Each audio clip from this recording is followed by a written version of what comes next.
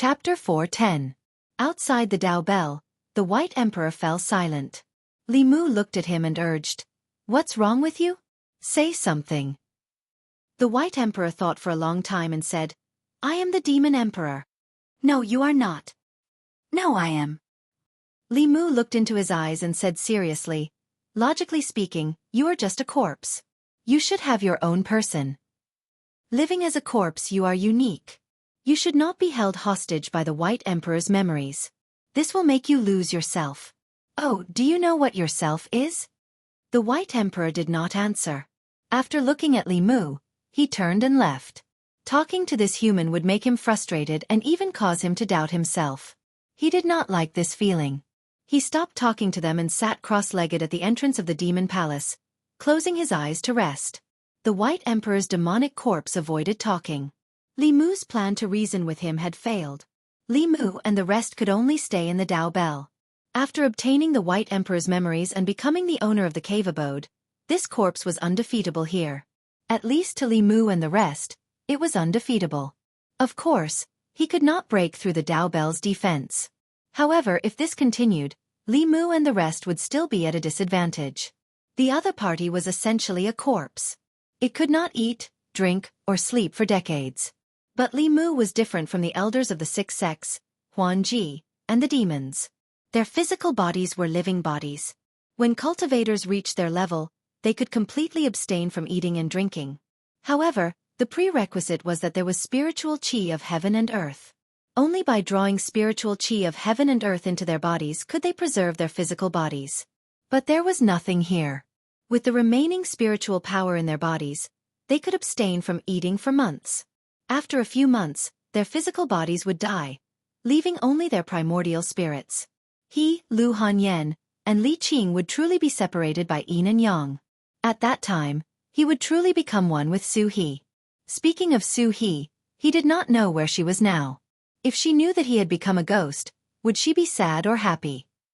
He could also possess another body and be reborn like the Thousand Illusions Venerable Master. But that was not the ending Li Mu wanted. Li Mu scanned the area. There was still a bear and a snake left. If necessary, he could use the emergency measure and roast them. As for the snake demon, he could forget about it. If he roasted it, how could Li Mu face Brother Bai and his two nieces in the future? As for the bear, its body was riddled with scars and some parts had already turned black. It was obvious that it had been poisoned by corpse poison. There was a high chance that it wouldn't survive. Li Mu couldn't bring himself to eat the poisoned bear's paw. I wonder if fox legs can be roasted.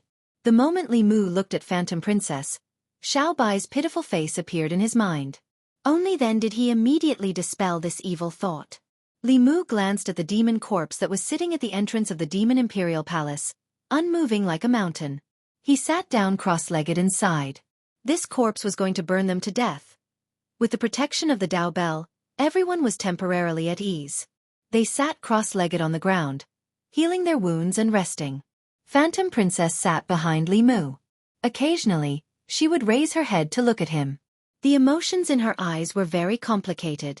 Li Mu had already helped her twice, but there was also an irreconcilable enmity between them. She had been thinking for a long time about how to repay his kindness and take revenge, but she still couldn't figure it out. When she was young, the elders in her clan had told her, "The troubles of a demon's life begin with a human form." At that time, she didn't understand the meaning of this sentence. Only now did she have some understanding. How to repay kindness and take revenge at the same time. This was really a troublesome matter. In front of Phantom Princess, Li Mu's eyes were closed, but he didn't stop thinking. In this cave, the chances of winning against this demon corpse were infinitely close to zero.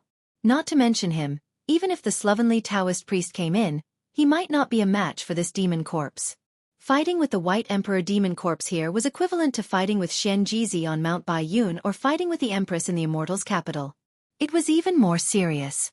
Two cultivators of similar strength could be evenly matched outside, but in one of them's heavenly flask cave abode, the other wouldn't even have the chance to beg for mercy. Li Mu thought that he had been careful enough to get the Dao page. Who would have thought that there would be such a big surprise waiting for him here? He still had a few trump cards on him, but they weren't much stronger than the golden armor talisman. As for the talisman, in this space, Every time it wanted to get close to the demon corpse, it would be teleported far away. This repeated dozens of times. Just now, it had used up all its spiritual power and completely dissipated. Along with it, the powerful demon soul that Phantom Princess had summoned also dissipated. Li Mu tried to take out a sound transmission talisman to contact Xian Jizi, but there was no response. He took out the spirit conch and sent a message to the Empress, but it was also in vain. He put his hands in his sleeves and silently chanted the 9 syllables mantra, but there was no response. He switched to the Demon Slayer protection art, but it still didn't work.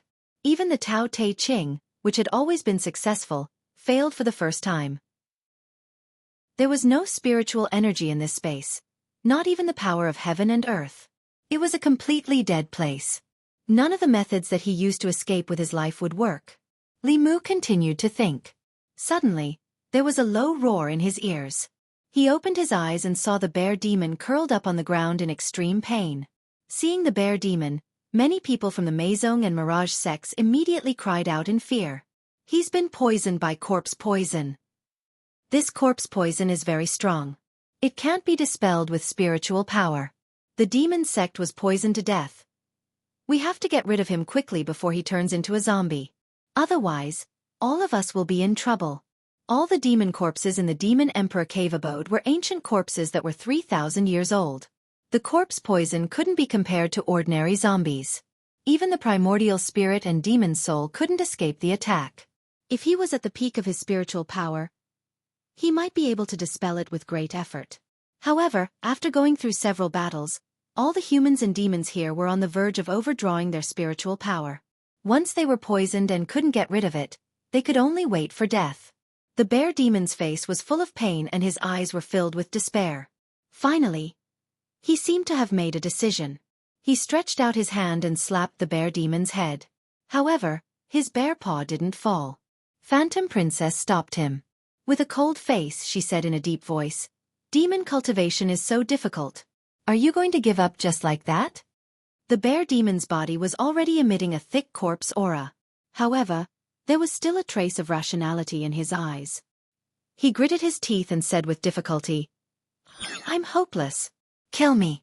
I don't want to become that kind of thing." Phantom Princess didn't say anything. She just channeled the spiritual power in her body into his body. However, the corpse poison was too strong. Her spiritual power couldn't get rid of it. Li Mu watched from afar. Although Phantom Princess wasn't very friendly to humans, she was really good to the demon race. Seeing that her spiritual power was useless, Phantom Princess was silent for a moment. Her palm gradually emitted a golden light. Li Mu was really shocked this time. She was a demon. She actually knew Buddhism? He couldn't help but sigh in his heart. It was really good to have a 7th realm father. Phantom Princess had endless treasures. Many of them were precious things that even he didn't have. She could also cultivate both demon and Buddhism. This meant that the Buddhism that countered the demon race was useless against her. She had turned the demon race's weakness into her strength. She was young, but her cultivation wasn't low. She also cultivated both demon and Buddhism. She had treasures one after another. This was a true demon's 2nd generation. Under the Buddha's light, the corpse aura on the bear demon's body was dispelled. However, it was only a little. It couldn't slow down the speed of his transformation. If this continued, he would soon become a complete corpse and lose his consciousness. Li Mu thought for a moment. He stood up and walked over slowly. Seeing him walk over, Phantom Princess's expression changed. She picked up a short sword and pointed it at Li Mu. She said warily, "What do you want?" Li Mu said indifferently, "If you don't move, he really can't be saved." While Phantom Princess was stunned, he had already squatted down and pressed his right hand on the bear demon's body. Li Mu's hand also emitted a golden light. However, the light on his hand was even brighter than the light on Huan Ji's hand. After the golden light entered the bear demon's body, countless gray gas was forced out of the bear demon's body. Li Mu's other hand shot out a bolt of lightning, completely destroying the gray gas. After doing all this, he clapped his hands and stood up. He walked back to his seat and sat down cross-legged. After the corpse aura was forced out of his body, the bear demon sat up. After feeling it, his face was filled with joy. He kowtowed a few times to Li Mu from afar. Then, he sat cross-legged on the spot to heal his injuries. Li Mu looked at the elders and consecrators of the 6 sects and asked, "Are any of you poisoned by the corpse poison?"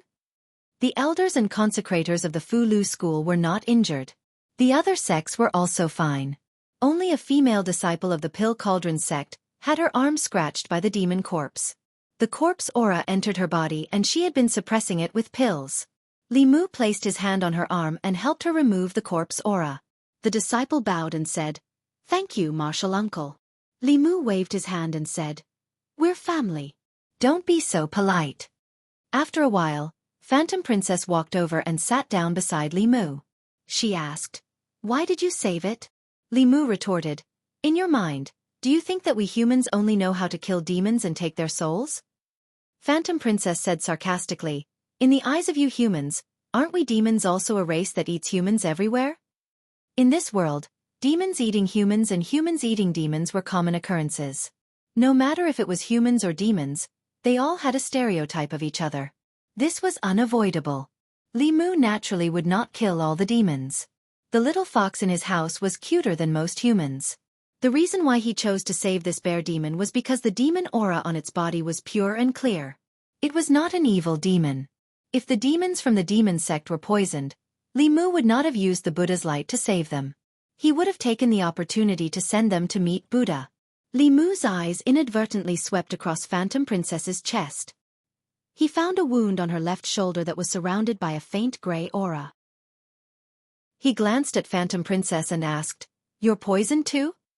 Phantom Princess turned her head and said, "It's none of your business." Li Mu curled his lips and said, "You think I want to care about you?" Phantom Princess coldly snorted, "I won't accept your kindness anymore." Li Mu pointed outside the bell and said, "Then you get out." After a moment of silence, Phantom Princess stopped bickering with Li Mu and asked, "Do you have any other ways to get out?" Li Mu shook his head and asked, "What about you?" Phantom Princess also shook her head and said, "I've used everything I can.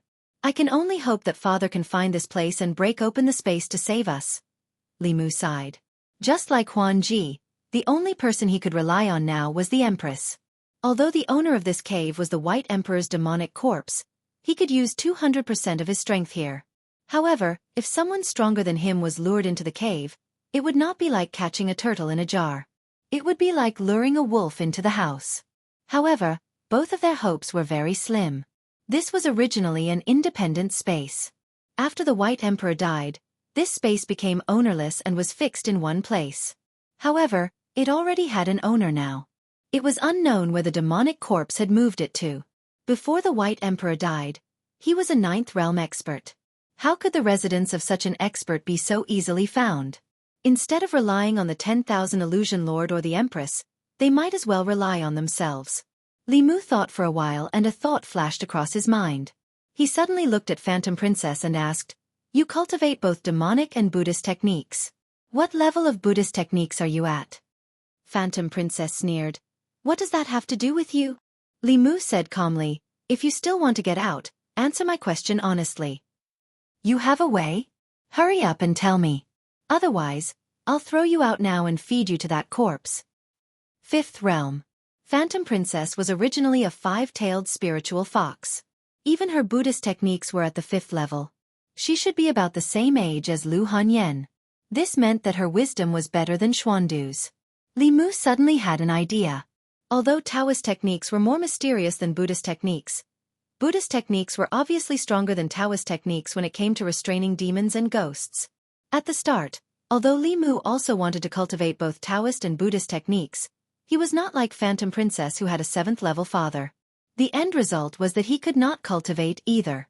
Helplessly, he could only give up on Buddhist techniques. Up till now, his Buddhist dharmic powers were only at the 1st realm. Using only the 1st level of Dharma power to chant the Heart Sutra was already very effective. If he used the 5th level of Dharma power, wouldn't it be even stronger? Although this was the White Deity cave abode, and the demon corpse was at the peak of the flying zombie realm, comparable to the 6th level, it would be countered by the Dharma. If Li Mu could use the Dharma powers of the 5th level, he might be able to defeat her. Li Mu looked at Phantom Princess and asked, "Do you want to work together?" Phantom Princess's eyes flashed and she asked, "How?" Li Mu leaned over and whispered a few words into her ear. Phantom Princess was stunned and then frowned. "You want my primordial spirit to possess your body?" Li Mu was surprised. "You've cultivated your primordial spirit?" Demons did not cultivate their primordial spirits as they had their own cultivation methods. They did not cultivate their souls or condense their souls. Since Phantom Princess managed to condense her demon soul into a primordial spirit, it meant that other than Demon Buddha, she also cultivated Daoist techniques. Phantom Princess did not answer directly and only said, "Is there any other way?" Li Mu nodded. "Yes." Phantom Princess quickly asked, "What other way?" Li Mu said, "Or I can possess your body." Phantom Princess said decisively, "Don't even think about it." Li Mu looked at her and said, "If not for the fact that there is no other way, do you think I would want you to do it?" Being possessed was a big taboo for cultivators. Li Mu knew that Phantom Princess would not agree to him being possessed, so he did not even mention it. As for himself, it was not the first time he was possessed, so he was not that against it. In this kind of matter, he had given his first opportunity to Su He, and then he had given it to her a few more times. After that, he had given it to the Empress, but that was under the circumstances where Li Mu already had great trust in him and the others. Li Mu naturally did not have much trust in Phantom Princess, but there was nothing he could do about it. There were only 3 choices in front of him. Either Phantom Princess possessed his body, or he possessed Phantom Princess. Or the two of them could continue to wait in the bell until the demon corpse changed its mind and let them out. After making this decision, Li Mu struggled intensely in his heart before finally convincing himself. Anyway, it was not the first time. He had been possessed by ghosts and humans before, so it did not matter if there was a fox. Although this kind of thinking was somewhat self-destructive and hopeless, there was really no better way at the moment. Phantom Princess lowered her head and bit her lips, as if she was going through a decision in her heart. Her primordial spirit entering someone else's body was something that she could not accept. What's more, this person was her enemy. But when she thought of Li Mu's primordial spirit entering her body, she instantly felt that this matter was not so difficult to accept. She finally looked at Li Mu, gritted her teeth and said, "Tell me your plan." "Li Mu, I need to borrow your Buddhist power." After a while, Phantom Princess asked, "Are you sure?" "Li Mu, let's try it first. If it doesn't work, we can hide in here again. Anyway, you won't lose anything." Phantom Princess pondered for a long time and nodded, "Okay." Li Mu's right hand emitted a golden light, and said, "In order to show my sincerity, I will treat your injuries first." Phantom Princess lowered her head and slowly reached out her hand to Li Mu. In the Demon Emperor's cave, Li Mu and Phantom Princess reached an agreement about joining forces. When they began to discuss the details, outside the Demon Emperor's cave, a huge wave had already set off. Previously, when they besieged Li Mu, they had lost a lot of Demon Dao experts. Even Soul Sect's first elder, Nether Saint, had fallen. This time, in order to obtain the Heavenly Book and the Demon Emperor's inheritance, Soul Sect, Demon Sect, Mirage Sect, and Meizong Sect had sent out dozens of experts, but none of them had returned. Including the daughter of Illusion Lord, they were all trapped in the Demon Emperor's cave. After receiving the news, Illusion Lord had already ended his seclusion in advance and left Meizong Sect. No one knew where he went. At the same time, all the Demon Dao experts had received an order to immediately report to the subsect if there was any news about the Demon Emperor's cave. North County, Baiyun Mountain. The Fulu School's Master's Disciple Acceptance Ceremony would be held soon. These days, many elders of other sects had already come to Baiyun Mountain to congratulate. But at this time, the Fulu School's Master, Shen Jizi, had not shown up. After asking, they found out that he was no longer in the mountain. Shen Du. In Baichuan Academy, 2 middle-aged men who were playing chess suddenly raised their heads at the same time and looked at the sky in shock. What happened? His Majesty actually left Shendu? The Emperor left the palace. What nonsense! In Changle Palace, Mr. May sighed and put away the worry on his face. He said, "Send an order to all the officials. His Majesty is in seclusion to cultivate. He doesn't need to attend tomorrow's morning court. When he needs to attend the court, let us know." Chapter 4:11. Demon Emperor Cave. Li Mu sat cross-legged inside the Dao Bell, shaking his head and sighing. It took 3,000 years to give birth to its own consciousness, but it has to live for someone else. It can't be its true self. How sad, how regretful. As a person, a corpse, it doesn't even have its own thoughts. What's the use of giving birth to its own consciousness? If it was me, I'd rather die. Some corpses might as well lie down for another 3,000 years and live as someone else for a few hundred years. What's the point? It's so comfortable lying down. Li Mu seemed to be talking to himself, but his voice penetrated the Dao bell and resounded throughout the entire Demon Emperor cave. At the entrance of the Demon Emperor Palace, the White Emperor corpse sat cross-legged. Although its eyes were closed, the corners of its eyes were twitching, and its aura was fluctuating. Li Mu sensed this change and struck while the iron was hot. He looked at Illusion Princess and asked, "Fox, what's the difference between this and possession?" Illusion Princess glared at him and gritted her teeth. "Don't call me Fox. Li Mu, be careful next time." Illusion Princess took a deep breath and looked at the White Emperor corpse. She replied to Li Mu, "Of course there's a difference. A person who is being possessed knows how to resist and willingly let himself be possessed. I've never seen such a stupid person. He's not a person to begin with. He's a corpse. Even a corpse wouldn't be so stupid." Inside the law bell, everyone watched as Li Mu and Huan Ji sang the same tune and sighed inwardly. They were trapped in the Dao bell by the White Emperor corpse, so they could only talk and comfort themselves. At the entrance of the Demon Emperor Palace, the Demon Emperor corpse listened to the conversation between Li Mu and Illusion Princess.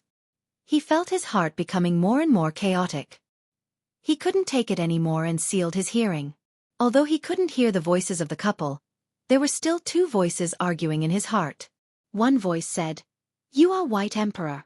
Your body is his body. Your memories are his memories. You are Demon Emperor White Emperor." The other voice retorted, "White Emperor is already dead. He died 3,000 years ago.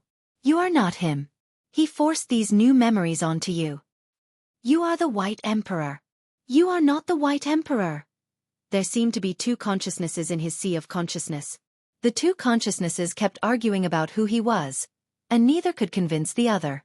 The demonic corpse finally couldn't hold it in any longer and said angrily, "Shut up." Inside the law bell, Li Mu raised his chin and asked Huan Ji, "Who is he talking to?" Phantom Princess shook her head. "I don't know." Then she looked at Li Mu and asked, "Is it time?" Li Mu looked at the demonic corpse that was beginning to mumble and said in a low voice, "Wait a little longer." Huan Ji thought about it and a jade thumb ring appeared in her hand. She handed it over to Li Mu. Li Mu asked, "What is this?" Huan Ji said, "It can store spiritual energy and spiritual energy, allowing everyone here to send their spiritual energy in. If we wear it, we can use the spiritual energy within at any time. Our chances will be higher." Li Mu did not take it immediately and asked suspiciously, "Is this another scheme of yours?" Huan Ji snorted coldly. "Take it or leave it." The moment before she put it away, Li Mu snatched it from her and said, "You'd better wear it.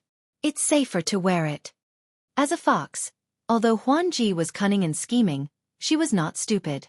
At this time, if she still set a trap for Li Mu, the word stupid would not be enough to describe her. Li Mu passed the thumb ring to one of the consecrators and asked them to take turns to transfer their mana into the ring. No one had any objections to this. They also knew that whether or not everyone here could escape and survive depended on Li Mu. While waiting, Li Mu continued to ask Huan Ji, "What other good things do you have? Take them all out. If you don't take them out now, you might not have a chance in the future." Huan Ji thought about it and took out a jade bottle. Li Mu asked, "What is this?" Huan Ji said, "Some heaven and earth power is sealed in the bottle. It can be used at a crucial moment." Li Mu took the bottle from behind and said unhappily, "Why didn't you say so earlier?" 10,000 Illusion Godlord was more thoughtful than him. Li Mu did not expect that Monster Emperor's cave would not have heaven and earth power. If he knew, he would have asked the Empress to seal a few bottles for him. Then, he wouldn't be in such a bad state. Huan Ji snorted coldly and said, "Why should I tell you this? Am I close to you?" Li Mu continued to ask, "What else is there?" Huan Ji obviously had a bottle of heaven and earth space. She didn't want to talk to Li Mu and poured out a bunch of things. Li Mu's eyes lit up. He knew that his chance had come. This was actually another rich woman. He loved such rich women the most. Li Mu looked at these treasures and kept talking. There are so many spirit jades. Why didn't you take them out just now? This string of Buddha beads is a good treasure. It might be useful later. This pill has a strong medicinal fragrance. It will definitely be good for recovering magic power. I'll take it first. Huan Ji was indeed a second-generation demon. The pile of treasures dazzled Li Mu.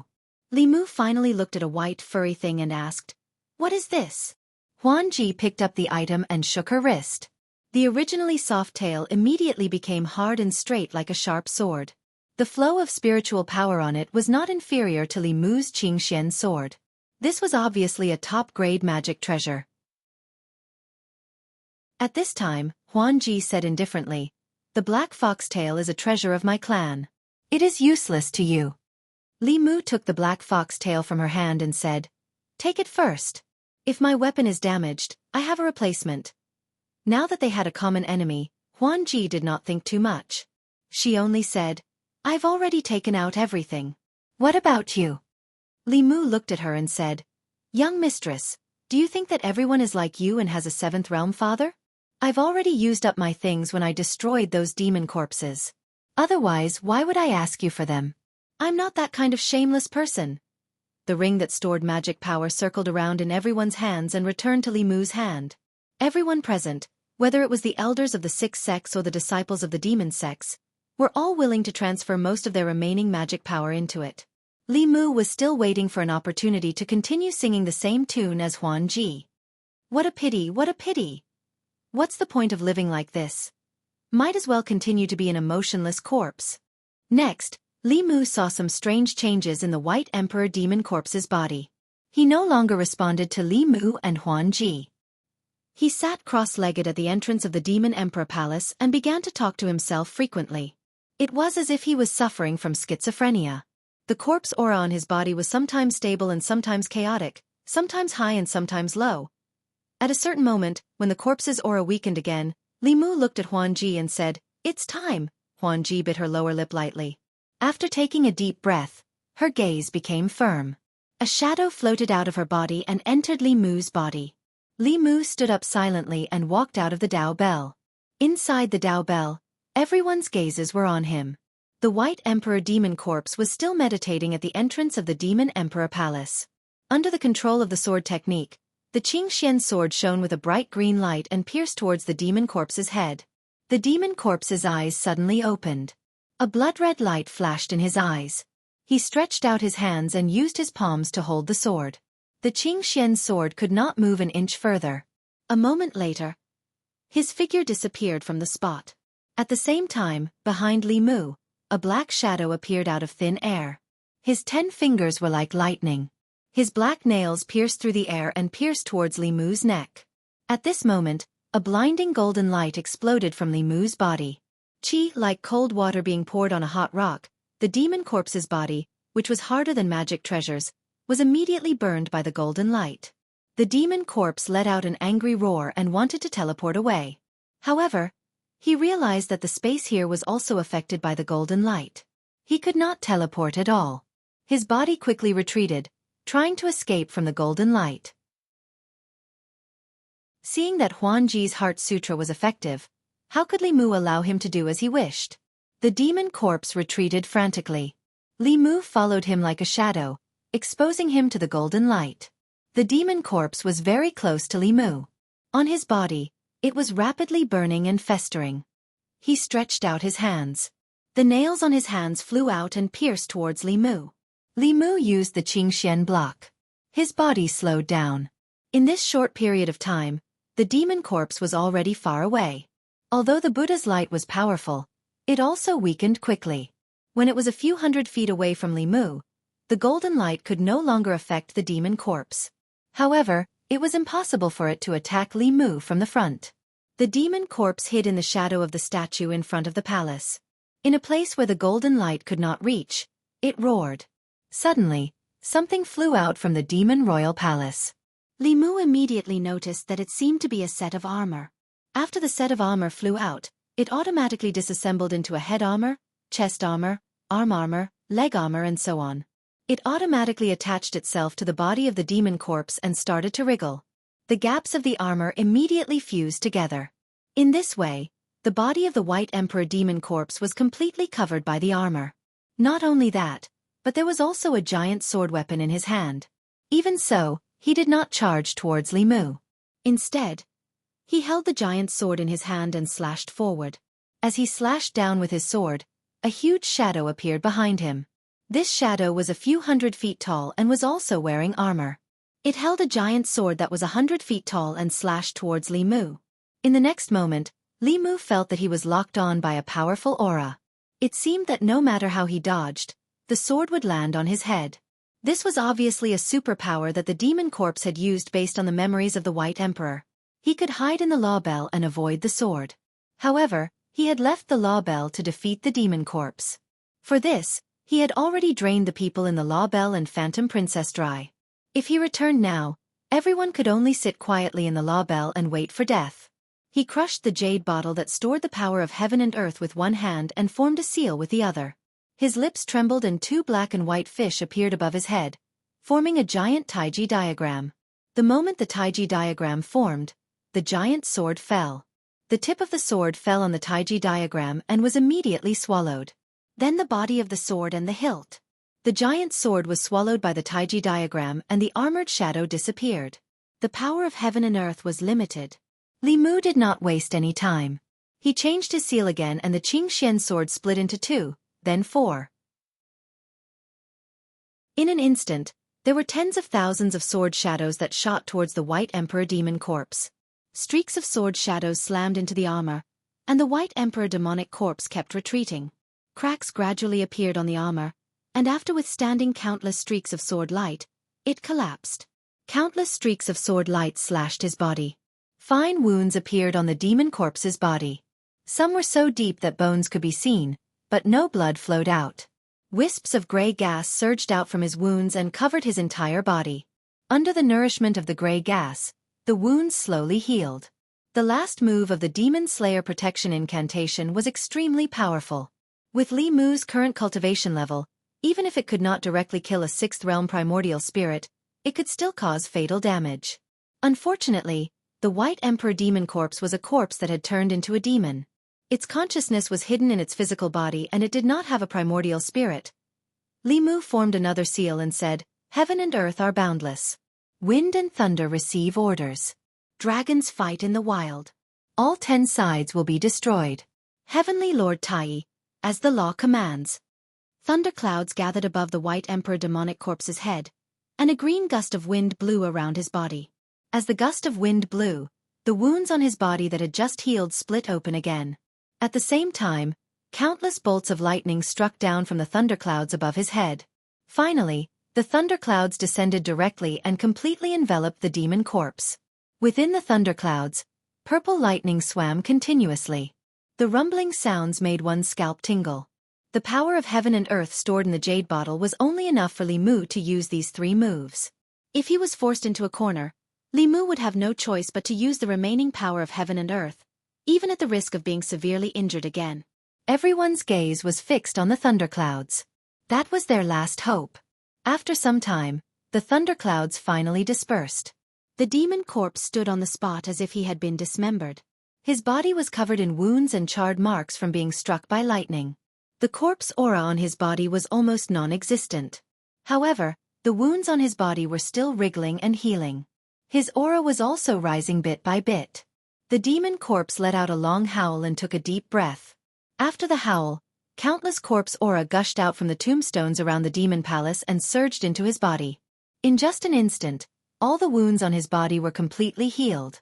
His aura also reached its peak again. Within the law bell, everyone's faces were filled with despair.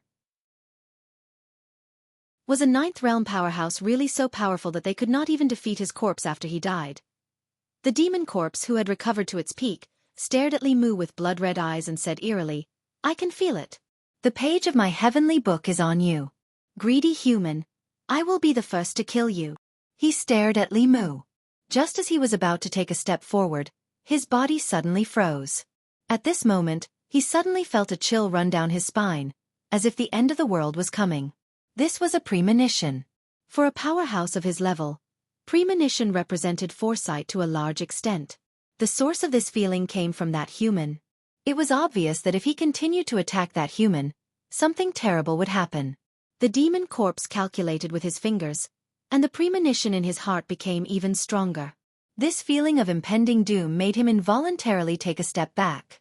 At this moment, a voice in his body shouted, "Are you afraid? Hurry up and kill him and devour his soul and flesh. This is the price he has to pay for stealing the heavenly book and violating the demon emperor's authority." At this moment another voice said, "You are you. You are not the White Emperor, and you are not anyone else. Follow your heart and don't become someone else's puppet. Kill him. Be yourself. Kill him. Be yourself." Two voices echoed in his mind at the same time. The White Emperor demon corpse held his head and shouted, "Shut up, both of you shut up." Seeing the White Emperor demon corpse holding his head and muttering to himself again, his aura fluctuating, Li Mu quietly withdrew his hand gesture. This was the trump card he had prepared. Now, it seemed that he might not be able to use it. Li Mu looked calmly at the struggling demon corpse. It was obvious that there were at least two consciousnesses fighting for control of the body. Under normal circumstances, this was a normal sign of encountering inner demons. Some inner demons would produce a second or even more consciousnesses in the mind. This was called a split personality. The personality of the body depended on which consciousnesses controlled the body. If one was controlled by the evil consciousnesses, most cultivators would become killing machines. If they were controlled by other inner demons, their personality would change drastically. For this demon corpse, if the consciousnesses that insisted that he was the White Emperor won, then he would be the White Emperor from then on. If the other consciousnesses won, then he would be an ordinary demon corpse. Although he would not have the White Emperor's memories and abilities, he would have his own corpse rebirth. Everything in this world would be new to him. Li Mu looked at the pained demon corpse and shouted, "You just came to this world. Don't you want to use your own eyes to explore everything in this world? The White Emperor is only an antique from 3,000 years ago. This world is no longer the world he knows. Be yourself, or be someone else. Which will you choose?" With the support of spiritual power, his voice echoed in the cave abode. The demon corpse hugged his head and growled, "I am the White Emperor. I am not the White Emperor. I am the White Emperor. No, I am not the White Emperor. The boat is no longer the boat. I am not the White Emperor. Damn it, get out of my body. Get out of my body." He roared at the sky. The corpse aura on his body suddenly exploded. A ball of light was forced out of his body. After the ball of light left his body, the demon corpse suddenly quieted down. Confusion appeared in his eyes. He muttered, Who am I?" Soon the confusion faded. He no longer had the memories of the White Emperor. Looking at Li Mu, his mind was filled with the thousands of sword shadows and the torturous wind and thunder. At this moment, the golden light emitted by this human made him feel uneasy and disgusted.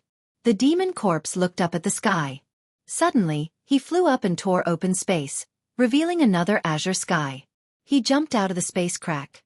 The crack quickly closed. The demon emperor's cave abode was silent. It was easy to leave the heavenly flask cave abode. However, it was impossible for him to enter by himself. He ran away. The demon corpse left?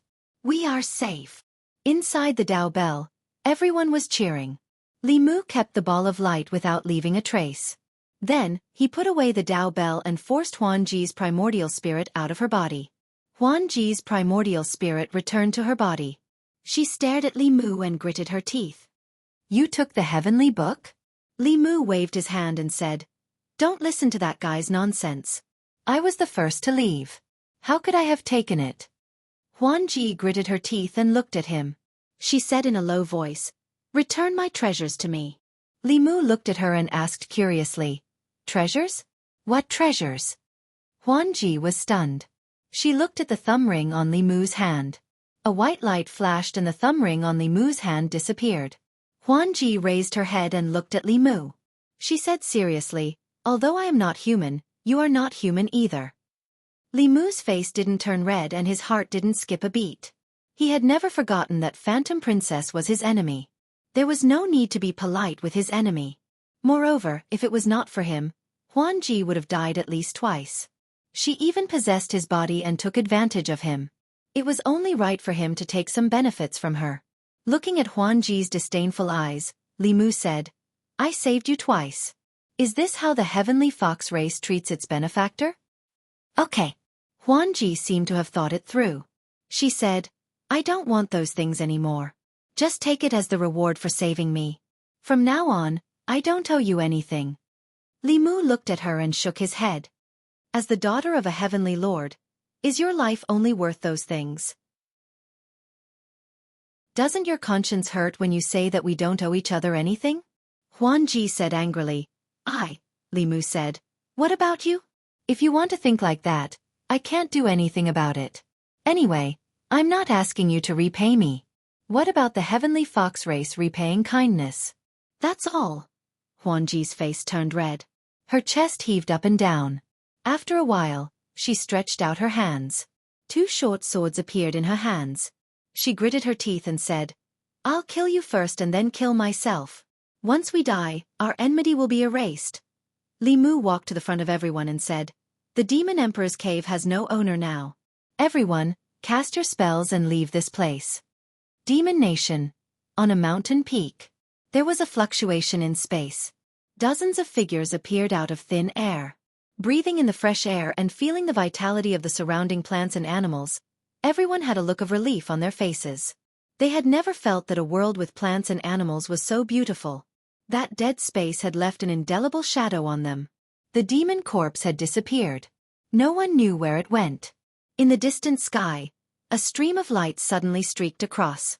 A middle-aged man appeared in front of everyone. This man did not have any spiritual power fluctuations. He looked like a mortal. But a mortal could not cross such a long distance in an instant. The only explanation was that his cultivation was much higher than everyone present. When Huan Ji saw the middle-aged man, she flew into his arms and cried. Li Mu's expression changed. He was very familiar with the aura of this man. Cui Ming had this aura when he was possessed by the 10,000 Illusion Heaven Lord's clone. Without a doubt, the man in front of him was Huan Ji's father, the master of the Demon Path's Mirage sect and Meizong sect. He was the former Grand Elder of the Mirage sect, the 10,000 Illusion Heaven Lord. If he knew that this person was nearby, he would have treated Huan Ji better. Unfortunately, it was all too late. The middle-aged man looked at Huan Ji with heartache and asked, My dear daughter, what's wrong? Who bullied you? Huan Ji wiped her tears and pointed at Li Mu. At this moment, Li Mu felt that he was locked on by an extremely powerful aura. A chill rushed from his tailbone to the back of his head. His body and mind seemed to be frozen at this moment. Not only was his body unable to move, but even his mind stopped working. This was the first time Li Mu truly experienced the power of the 7th realm. Although he was with the Empress every day, he had never seen the Empress display her full strength. This was the most dangerous moment Li Mu had ever encountered. At this moment, his life was completely controlled by someone else. However, this feeling of being at the mercy of others only lasted for a moment. In the next moment, Li Mu regained control of his body and mind. A figure appeared in front of him. Looking at the figure in front of him and smelling the familiar fragrance, Li Mu was so touched that he wanted to cry. He blurted out, Your Majesty. Zhou looked at him gently and said softly, I'm here. Don't be afraid. Chapter 4:12. The middle-aged man looked at Zhou with surprise. The Empress of the Great Zhou. Zhou looked at him indifferently and said coldly, Old fox. The two looked at each other and didn't do anything else. The clouds above everyone's heads suddenly dispersed. There was no killing intent on the mountain peak, but every step was filled with killing intent. The 10,000 Illusion Lord looked at the Empress with a hint of fear in his eyes. You actually came personally? The 10,000 Illusion Lord looked at Huan Ji and said, I only have one daughter. For my precious daughter, I naturally have to come. Zhou said. He's my subject. For my subject, why can't I come? As soon as she finished speaking, a stream of light flashed across the horizon. Another figure instantly arrived. Xian Jizi looked at Li Mu and asked, Junior brother, are you all right? Li Mu smiled and said, I'm fine. Xian Jizi. 10,000 Illusion Lord. Xian Jizi and the 10,000 Illusion Lord looked at each other. The latter's gaze swept across Xian Jizi and the Empress. He waved his sleeve and swept up Huan Ji and the others, saying, "Let's go." Seeing them turn into streams of light and leave, the Empress and Xian Jizi didn't stop them. Between transcending realm experts, unless there was a huge difference in strength, they wouldn't easily start a fight. Even if it was 1 against 2, it would be difficult to determine the victor. For the others present, it was a disaster. In the sky, the 10,000 Illusion Lord asked Huan Ji, "What happened?" Huan Ji lowered her head and said, "The demonic emperor's inheritance was a scam. It was a trap set up by Emperor by 3,000 years ago. His goal was to lure living people in and use their essence blood to revive his demonic corpse. All of us almost died in the hands of that demonic corpse." The 10,000 Illusion Lord asked again, "Did you get the heavenly book?" Huan Ji shook her head and said, "It should have fallen into Li Mu's hands." The Lord of Illusion said regretfully, "What a pity. If not for the Empress of the Great Zhou and the headmaster of the Fulu School, Xian Jizi, who obtained that page of the heavenly book, we would have been able to lead the demon race and restore the glory of the demon race." Huan Ji asked, "Why didn't Father snatch the heavenly book back?" The Lord of Illusion shook his head and said, "Not to mention Xian Jizi, even if the Empress of the Great Zhou was alone, I would not snatch the heavenly tomes from her." Huan Ji thought of the beautiful woman who descended from the sky and muttered, "She is the Empress of the Great Zhou?" The Lord of Illusion said, "Such a young 7th-level cultivator. She is the only one in the entire mainland. This woman is very strong. I'm afraid that only the elders of the Sage sect have the strength to fight her." Huan Ji said in disbelief, "But she's so young." The Heavenly Lord of Illusion said leisurely, "How can the Emperor Qi born from the psyche of tens of thousands of people be ordinary? In the 10 continents and 3 islands, there are not many people who are stronger than her." Huan Ji looked back, clenched her fists, and gritted her teeth. The Heavenly Lord of Illusions patted her head and said, "Don't be disappointed. Sooner or later, you will reach her cultivation level. When you go back this time, go into seclusion and comprehend the heavenly tomes." Huan Ji nodded and gritted her teeth. She said, "When I break through, I will deal with you." The Heavenly Lord of Illusions thought of something and his eyes flashed. He said, "The headmaster of the Fulu School and the Empress of the Great Zhou came here personally for him. This Li Mu must have a big secret. He also has the heavenly tomes of the demon clan. He will always be a threat. If there is a chance in the future, we must get rid of him." Huan Ji raised her head and looked at the Heavenly Lord of Illusions with a complicated expression. She said, "Father, he saved my life." The Heavenly Lord of Illusions frowned and said, "Then it's not easy to kill him. It's best if we can use him. If not, it won't be too late to kill him after you have repaid your debt." On the mountain peak, the bear demon clasped his hands at Li Mu and said, "If there is a chance in the future, Lord Li, please come to my bear clan. I will definitely treat you with great hospitality." The snake demon also clasped his hands at Li Mu and said, "Thank you, Lord Li, for saving my life. You will always be a friend of my clan." Li Mu waved his hand at them and did not make things difficult for them.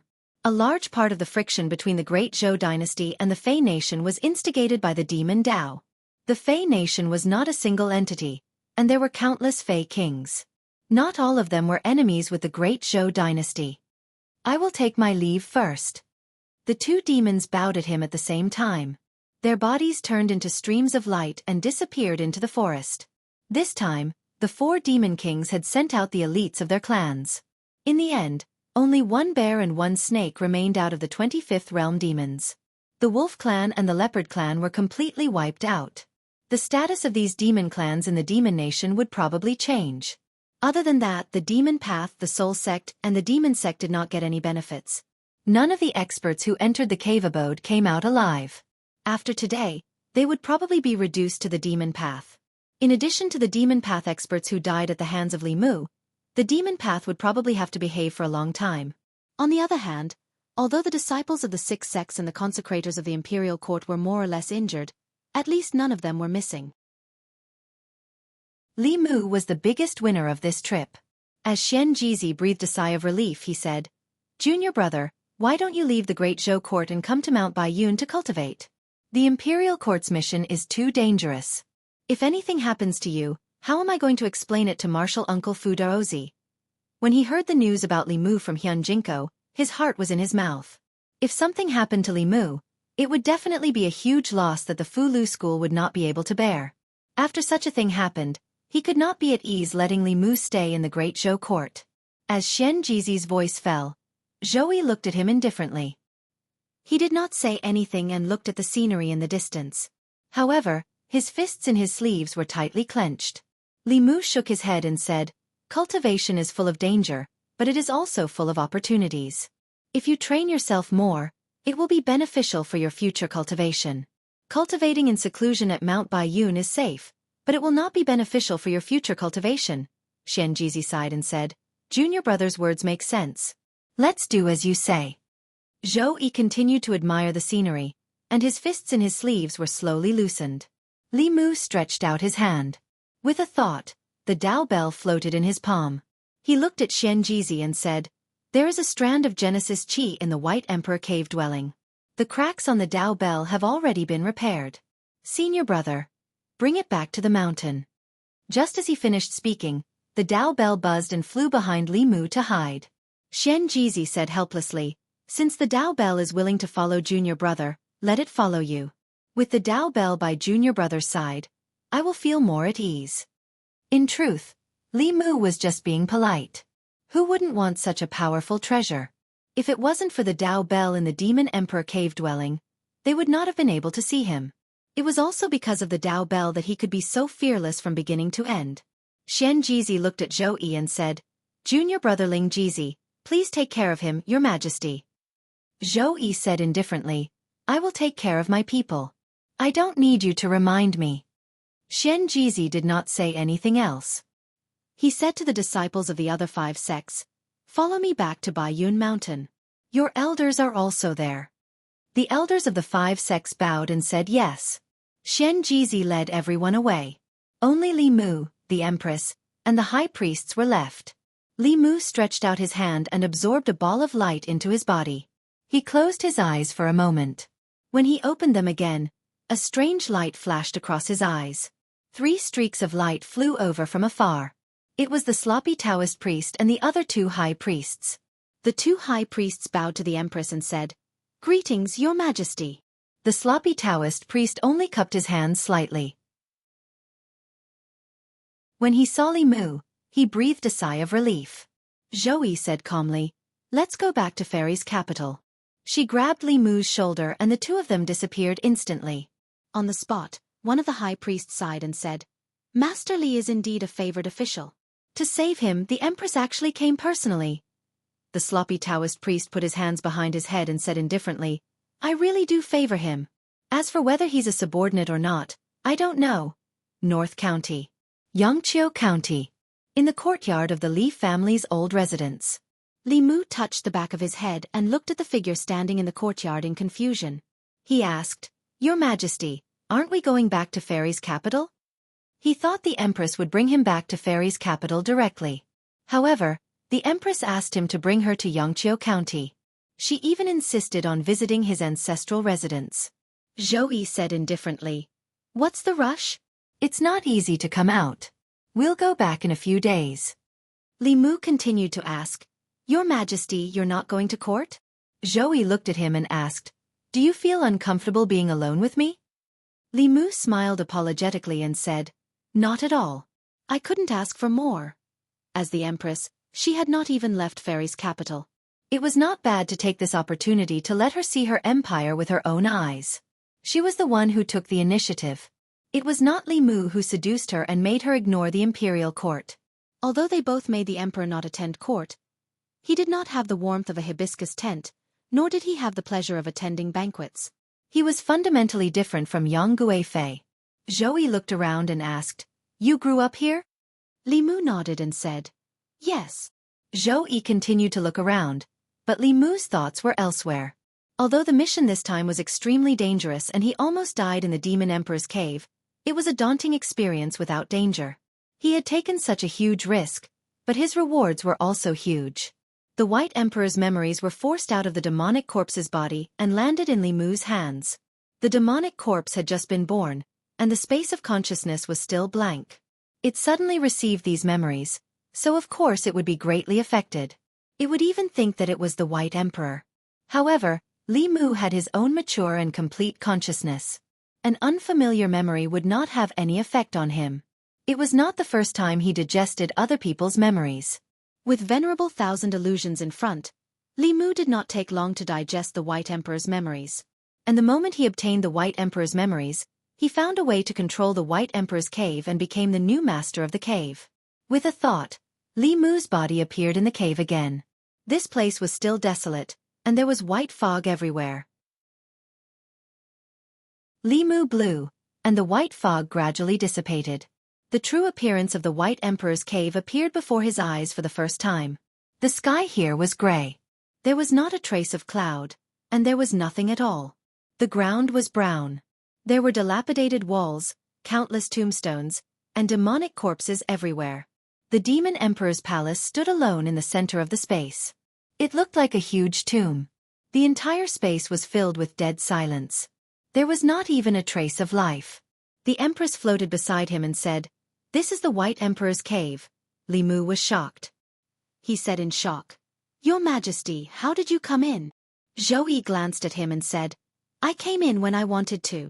Breaking open the space from the outside and forcefully entering an occupied cave was not something she could do with her seventh realm cultivation. She must have followed Li Mu in when he opened the cave. This also sounded the alarm for Li Mu. Even if he had the cave of a ninth realm expert, it did not mean that a seventh realm expert could not do anything to him. Although he was the owner of this cave, his strength was too low. In this cave, he was still not a match for a transcendent realm expert.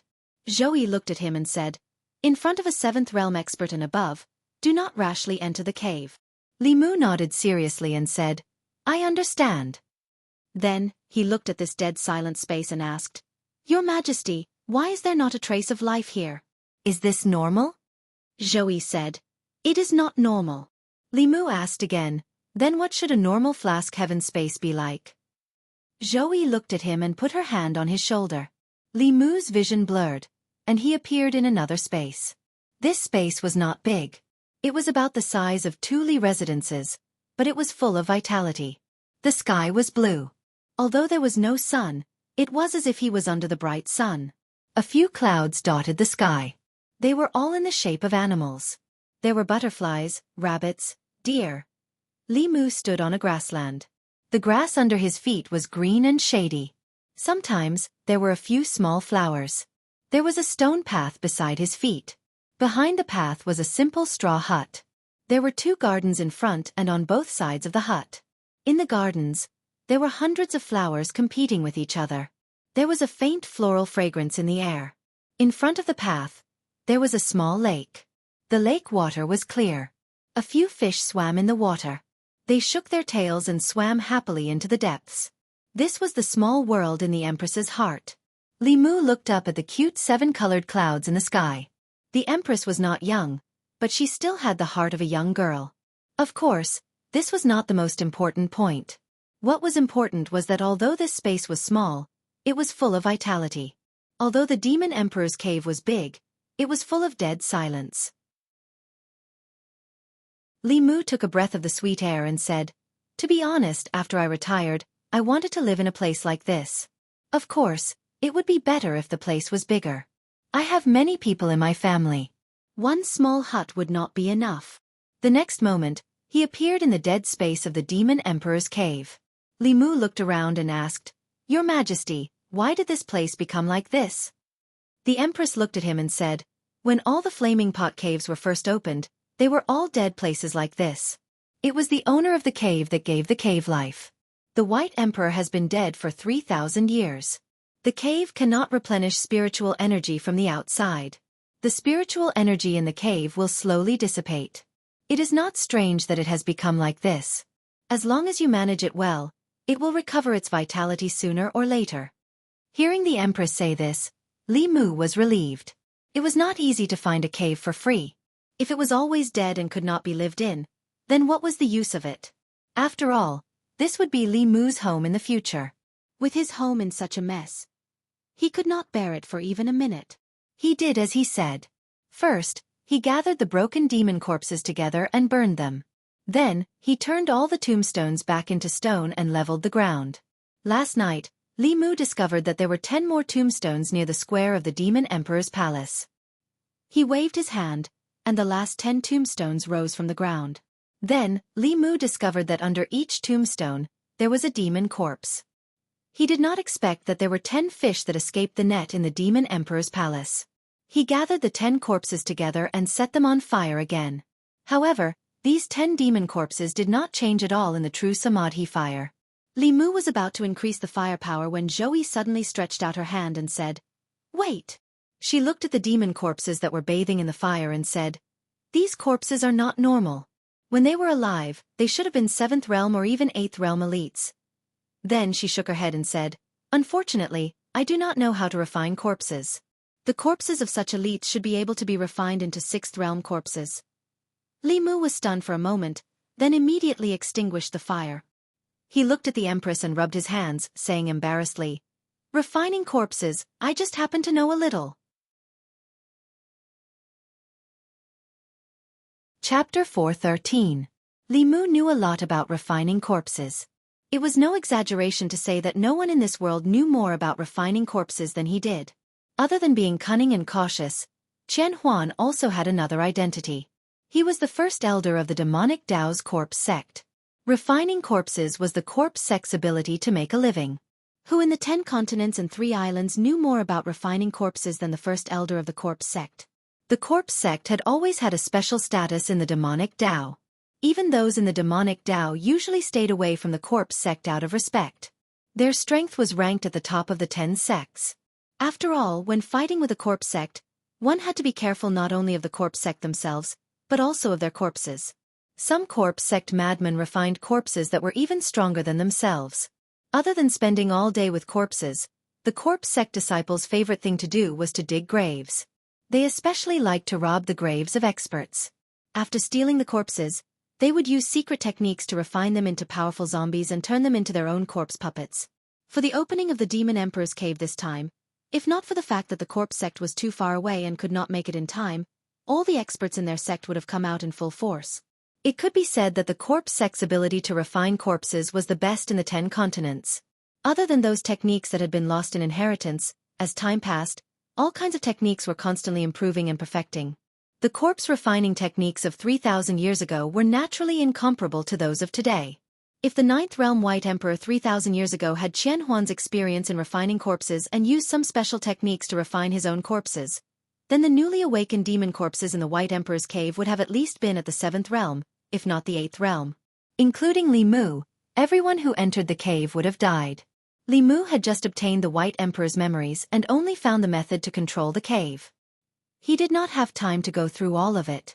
At this moment, he focused on searching and quickly found out the origins of these 10 demon corpses. These 10 corpses were the 10 great demon generals under the White Emperor. Before the White Emperor died, he buried all the demon generals and demon soldiers under him with him. Those demon soldiers would be the first to wake up when an outsider entered the cave abode. They would drain the intruder's spiritual power and weaken their strength. At the same time, they would provide the White Emperor demonic corpse with food for the awakened White Emperor demonic corpse. They would also prevent intruders with full spiritual power from causing trouble for the awakened White Emperor demonic corpse. As for the awakening of the 10 great demon generals, they would also need to consume a large amount of blood. In order to prevent them from competing with his own demon corpses for blood and affecting his resurrection, Emperor Bai chose to seal the demon generals. He planned to awaken them after his own resurrection. This way, the former demon generals would be able to serve him again. Of course, he didn't expect that Li Mu would use his glib tongue to cause a zombie that had just gained consciousness to suffer from schizophrenia. In the end, he forced out his memories, tore apart space, and escaped. He decided to live for himself in the future. Thus, the 10 great demon generals under his command were given to Li Mu. From the White Emperor's memories, 8 of the 10 great demon generals were level 7 spirit demons, and 2 were level 8 Xian demons. Level 8 Xian demons, regardless of whether they were humans or demons, were all super strong cultivators that dominated the continent. 3,000 years ago, they were just buried with someone else. Li Mu was shocked. Zhou Yi saw through his thoughts and explained, 3,000 years ago, the spiritual energy between heaven and earth was much denser than it is now. It was also easier to give birth to strong cultivators. Back then, there were many level 9 humans and demons. In reality, after digesting part of the White Emperor's memories, Li Mu also realized that the spiritual energy between heaven and earth today was much, much thinner than it was 3,000 years ago. Based on this phenomenon, it wasn't hard to guess how dense the spiritual energy was 6,000 years ago, 9,000 years ago, 10,000 years ago, or even in the previous epoch. It was no wonder that the number of strong cultivators was decreasing over the years, even though cultivation techniques were improving. Perhaps in a few thousand years, it would be very difficult for cultivators on this continent to even advance to the middle 3 realms. However, all this had nothing to do with the present. Li Mu temporarily stored the 10 corpses in the Demon Emperor Palace. There was nothing in this dead space, so there was no possibility of them turning into corpses for the time being.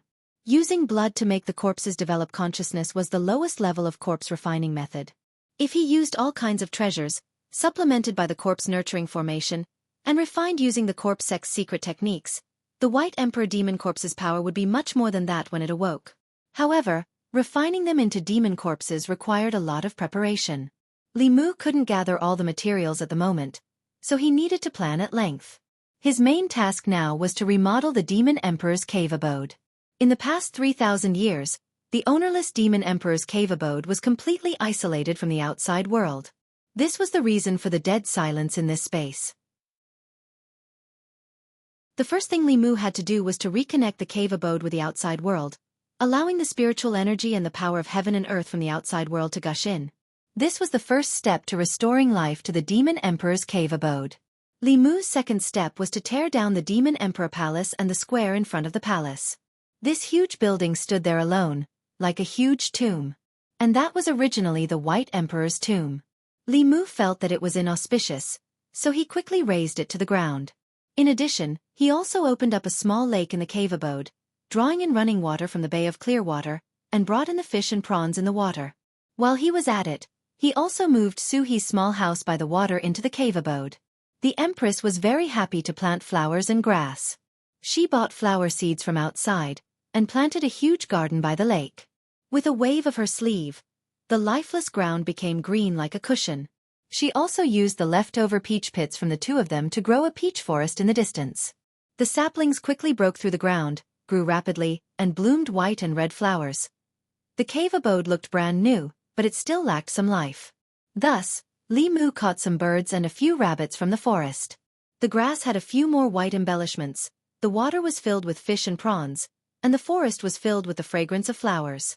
The sky was empty, so he pinched a few white clouds and floated in the sky. Zhou looked at the clouds in the sky in the shape of various animals. She glanced at Li Mu and said, "Childish." Looking at the small space that the 2 of them had opened up together, Li Mu felt a sense of accomplishment. However, for the people of the North County, there were too many strange things happening around them these few days. First, the water level of the Gulf of Clearwater had inexplicably dropped by half. Then, the number of mountains in the vicinity had also decreased. The originally lush forest on the mountain had become barren overnight, as if someone had dug it out from the roots. Some people reported this strange matter to the government. After the government sent people to investigate, they couldn't find anything. In the end, they could only leave it as it was. Inside the Heavenly Flask cave abode, Li Mu lay on the grass beside the lake. He looked at the few wooden houses by the lake and felt the breeze from the lake. His entire person fell into an ethereal state. This originally dead cave abode had been turned into a paradise by him and the Empress. In the future, there would be no need to find another place. In this place, isolated from the rest of the world, he could cultivate in peace. When he was lonely, he could leave the cave abode and travel the world. Wasn't this beautiful? Zhou stood by the lake. The breeze moved the hair in front of her forehead.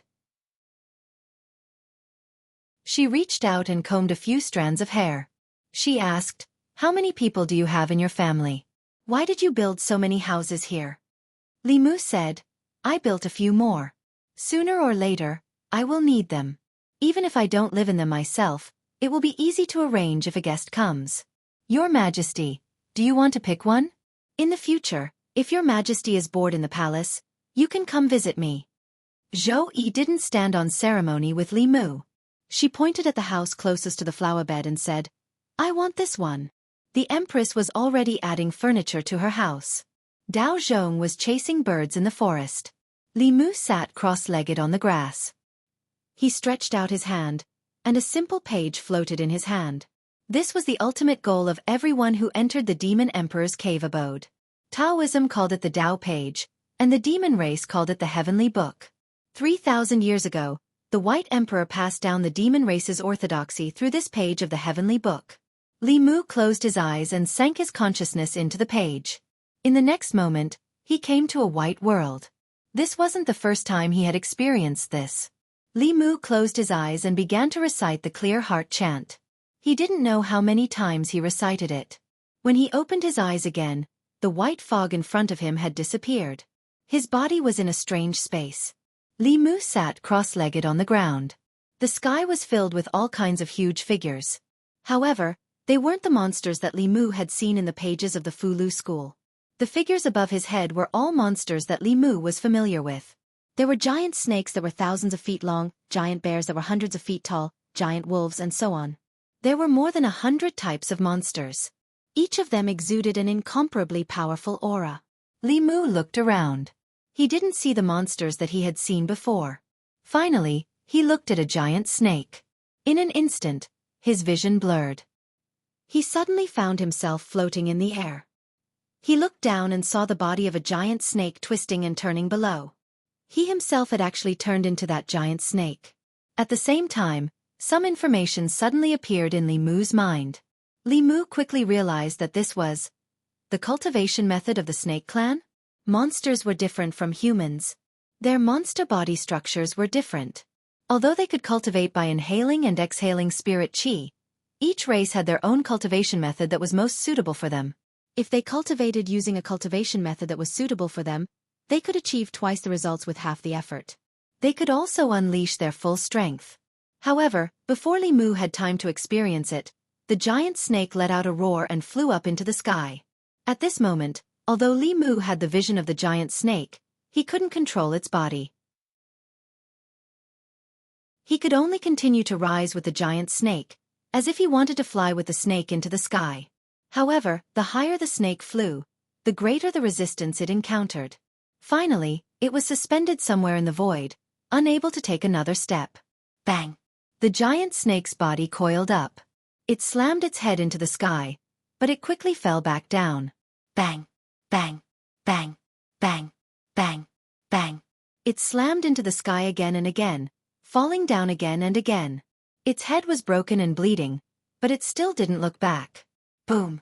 When it slammed into the sky for the last time, it burned out all the monster power in its body. Its body exploded into a mass of flesh and blood. At the same time, Li Mu's consciousness rapidly fell. As if he had fallen in his sleep, Li Mu's body twitched on the grass in the White Emperor cave.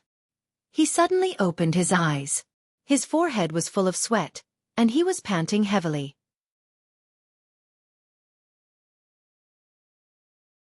Chapter 4:14. Zoe stood beside Li Mu and threw him a handkerchief. She asked, "What did you see?"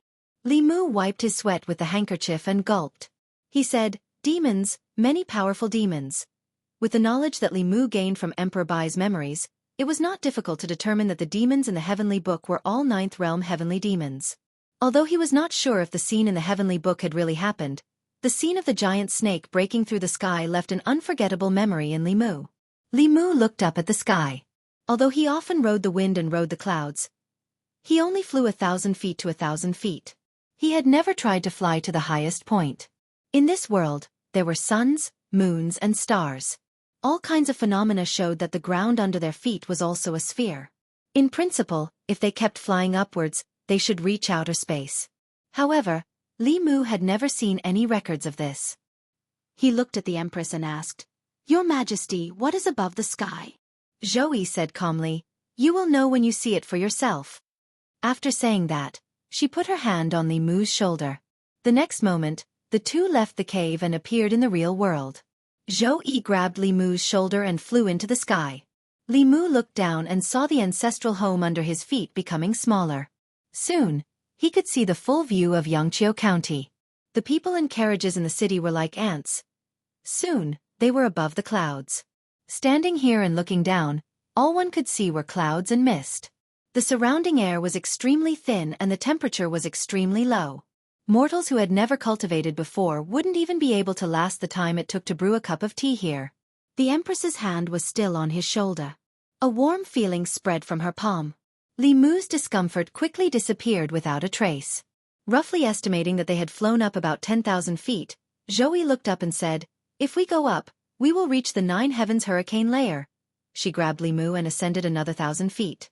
As if crossing a certain boundary, Li Mu suddenly felt the pressure on his body multiply.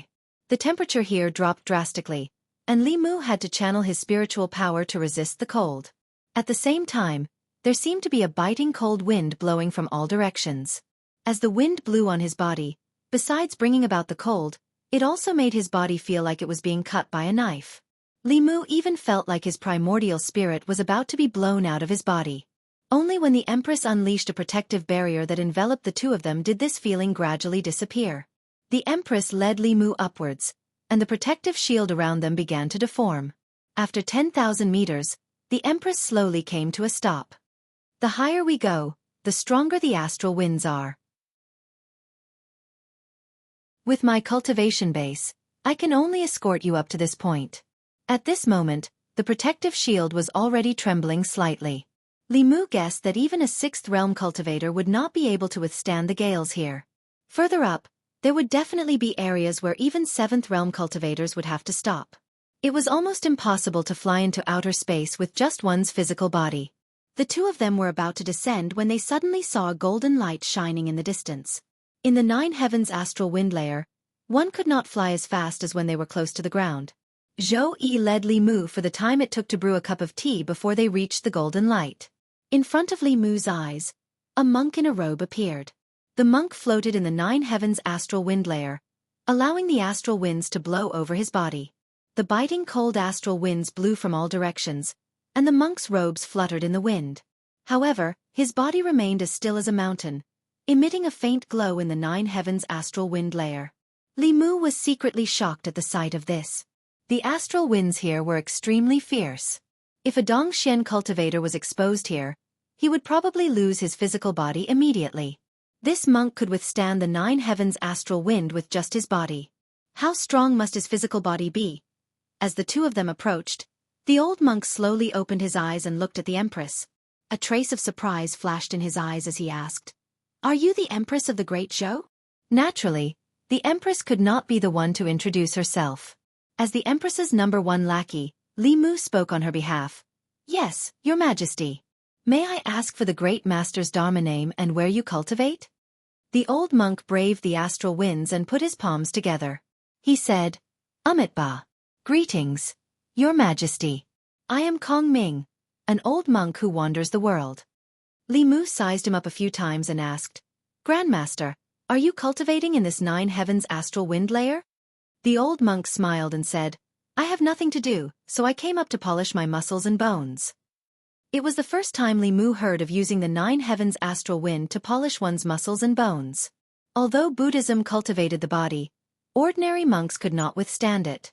This old monk was probably in the Prajna realm of Buddhism, a 7th realm master like the Empress Xian Jizi. While Li Mu was sizing up the old monk was also sizing up Li Mu. As he looked, a strange light suddenly appeared in his eyes, and he said, "Young benefactor, you are fated with Buddhism. If you convert to Buddhism, you will definitely become a holy monk in the future." The Empress looked at him indifferently, and said coldly, "Recite your sutras." This was the first sentence she said to the old monk, and also the only sentence. After saying this, she grabbed Li Mu's shoulder, and the two of them descended rapidly. In a few breaths' time, Li Mu stood on the ground again. The rapid descent made him feel dizzy. His body swayed, and only by supporting the Empress did he not fall. Li Mu felt that although his body had returned to the ground, his soul was still in the sky. After calming himself down, Li Mu immediately let go of the Empress and said helplessly, "Your Majesty, don't be so fast next time." I can't take it," Zoe said. "I know."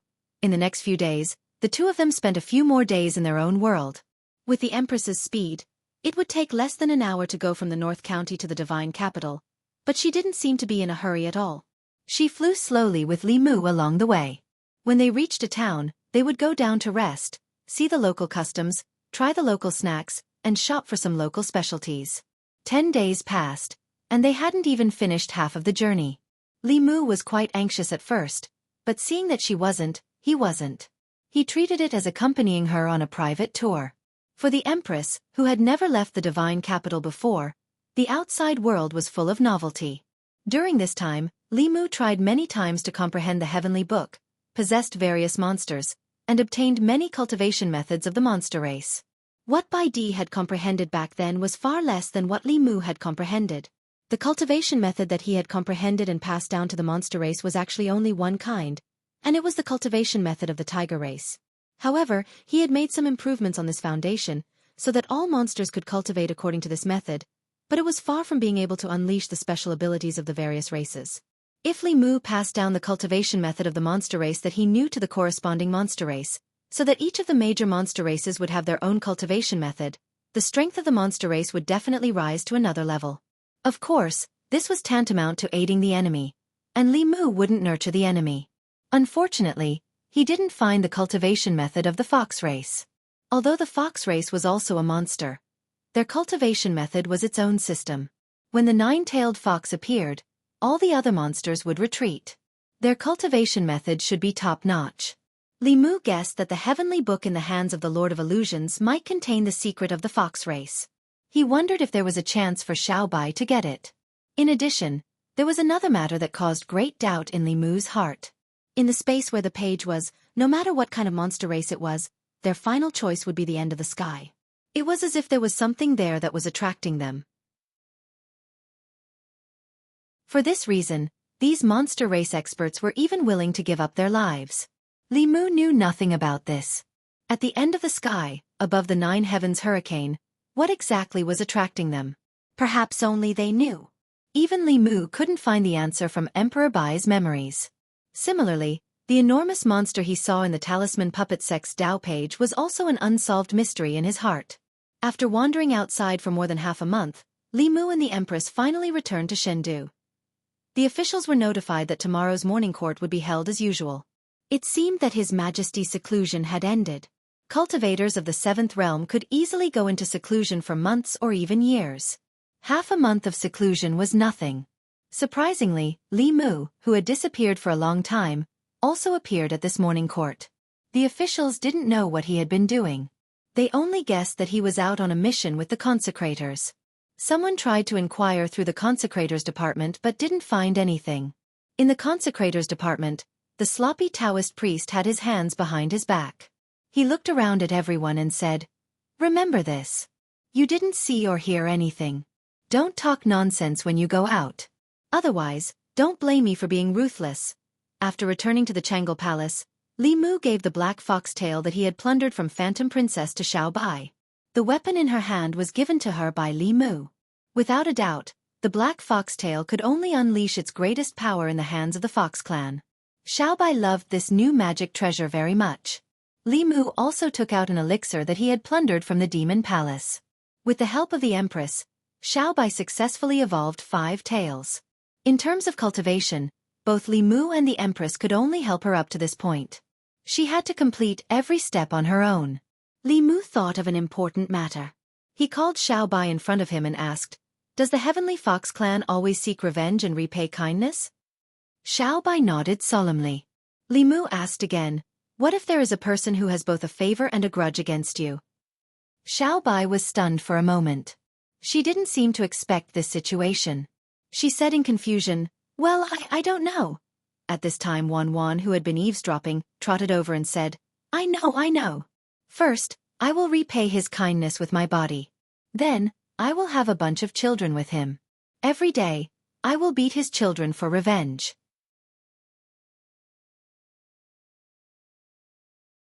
Chapter 4:15. You're such a clever girl. Li Mu knocked on Wan's head. Looking at her aggrieved look, he could not help but reach out and rub her head. The Heavenly Fox clan clearly distinguished between kindness and hatred. Kindness was kindness. Hatred was hatred. It was impossible for them to forget their kindness and hatred with a bang. Moreover, Li Mu already had a fox at home. He had never thought of having a baby with a wild fox outside. As a member of the Heavenly Fox clan, he was a little curious about Little White's choice in this matter. He looked at Little White again and asked, "Little White, if I had a grudge with you before I saved you, what would you have done?" Little White said without hesitation, "Benefactor, how could you have a grudge with me?" Limu said, "This is just a hypothesis." Little White shook her head and said firmly, "There is no such hypothesis." It was indeed difficult for Little White to imagine this matter. Limu did not make things difficult for her. After reviewing a few memorials on the table, he returned to the harem to rest. Although he said he was resting, he was actually digesting his gains this time. Whether it was the page of the heavenly book or the White Emperor's memory, they were not things that Limu could completely digest in a short time. In these days, he had already learned more than 10 cultivation methods of the demon race. He could refine elixirs that could help demons increase their cultivation and break through realms. He also knew many demonic skills. As long as he had enough time, strengthening the demon race was just around the corner. It was a pity that he was a human. He had the abilities of the demon race, but he had nowhere to use them. This feeling was not good. He temporarily suppressed the feelings in his chest. Limu calmed down and began to silently chant the Heart Sutra. In the early stages of cultivation, Limu envied the strength of Xuandu's physical body and wanted to cultivate both Buddhism and Taoism. In cultivation, Taoism cultivated the primordial spirit and Buddhism cultivated the physical body. Ordinary people could only choose one, but when Limu encountered a choice, he would usually consider whether he could have both. Later, he gradually realized that just cultivating one had almost exhausted all his energy. The idea of cultivating both Buddhism and Taoism could only be put on hold indefinitely. Now, he had already taken all the shortcuts he could take in Haotian Taoism. If he wanted to go further, he needed hard work and opportunities. It was not something that could be done overnight. However, he could restart his previous plan. If his Buddhist cultivation could keep up, he would not have been defeated by Phantasmagoria in the White Emperor Cave. In order to avoid similar situations in the future, he had to make up for his shortcomings as soon as possible. The first 3 realms of Buddhist cultivation only required diligent recitation of sutras. Stimulated by Phantasmagoria, Limu began to cultivate diligently. For half a day, he locked himself in his room and did not come out. There was still some time before Xian Jizi's disciple recruitment ceremony. Li Qing was in seclusion, so he was in no hurry to go to White Cloud Mountain. This period of time should be enough for him to achieve a breakthrough in his Buddhist Dharma. During dinner, the Empress asked him what he was doing in the room for so long. Limu answered honestly. Zhou Yi asked, "Are you going to cultivate both Buddhism and Taoism?" Limu nodded and said, "Both Buddhism and Taoism have their own strengths and weaknesses. If I cultivate at the same time, I can learn from each other. Anyway, it's difficult for me to make a big breakthrough in my cultivation. It's better to cultivate Buddhism first." This was one of the reasons. The other reason was that he was stimulated by Phantasmagoria.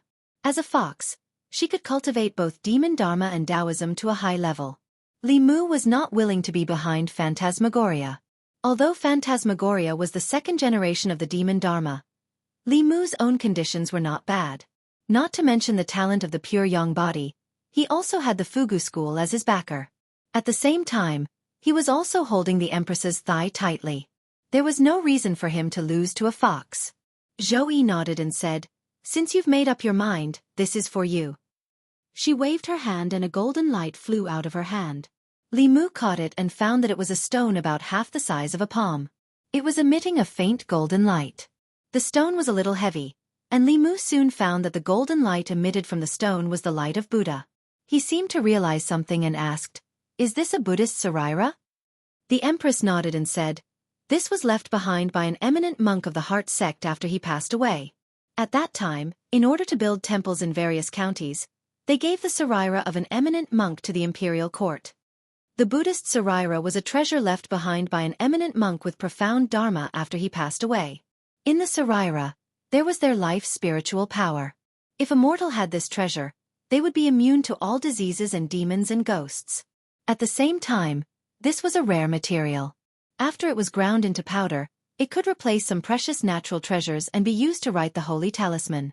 Of course, to a Buddhist cultivator, the Saraira of an eminent monk was even more useful. The Saraira was the condensation of the eminent monk's life's dharma. Before they passed away, they would condense their life's spiritual power into a sarira and leave it to their descendants. This was also a kind of Dhamma inheritance. As long as their descendants absorbed the spiritual power in the sarira, they would be able to avoid years or even decades of bitter cultivation. However, it was impossible to retain all the spiritual power in the sarira. It was already rare for an eminent monk to leave 10% or 20% of his spiritual power and condense it into a sarira before he passed away. Even so, to a low-level cultivator, it was a great fortune. If it were someone else, Li Mu might be polite with such a precious gift. However, there was no need for any extra politeness between him and the Empress. Li Mu could sell his life for her and accept such a precious gift from her peacefully. After passing away, the eminent monk who could leave behind a sarira was at least in the 7th realm. Even if this sarira only contained 10% of his spiritual power, it was still a huge amount for Li Mu. With this item, Li Mu's Dharma cultivation improved rapidly. In just a few days, he broke through to the 3rd realm. He was not far from the 4th realm, the golden body. If he absorbed all the spiritual power in this sarira, it was inevitable that he would cultivate the golden body. However, he could not be too hasty. Li Mu's improvement was too fast. He needed to completely stabilize his current realm before he could try to break through. His physical body did not seem to have any changes. However, when Li Mu used the Bai sword to gently slash it, only a white mark appeared on his arm. He channeled his spiritual power and slashed it again. Only then did a shallow cut appear on his arm. However, the wound healed at a speed visible to the naked eye. It quickly disappeared without a trace. This was only in the 3rd realm. When he cultivated the golden body, combined with the fighting formula, he would be able to fight in close combat or from a distance. His strength would no longer have an obvious shortcoming. The problem that needed to be solved now was that although Li Mu's spiritual power had caught up with the eminent monk's sarira, it had not completely merged with his physical body. For Buddhist cultivators who cultivated step by step, their spiritual power was hidden in their physical body.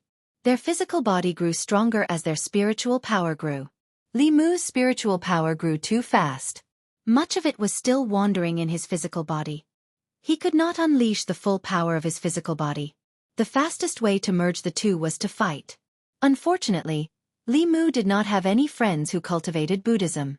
Although Mr. Mei and Shangguanli had enough cultivation, their bodies could not take more than a few punches. The Empress could fight him in close combat, but the difference in their strength was too great. It could not be used as a training ground. Moreover, Li Mu did not want to be ravaged by the Empress again. He did not want to personally experience her strength every day. It would cause him to have strange and embarrassing dreams at night. Li Mu thought hard. Suddenly, a light flashed through his mind. He remembered the monk that he and the Empress met in the 9 heavens atmosphere. The 9 heavens atmosphere was a natural place to train one's body. Every 10 feet higher, the atmosphere's power would increase by 1 level. One could choose the position and height according to the intensity of the atmosphere's power. They were constantly challenging their limits.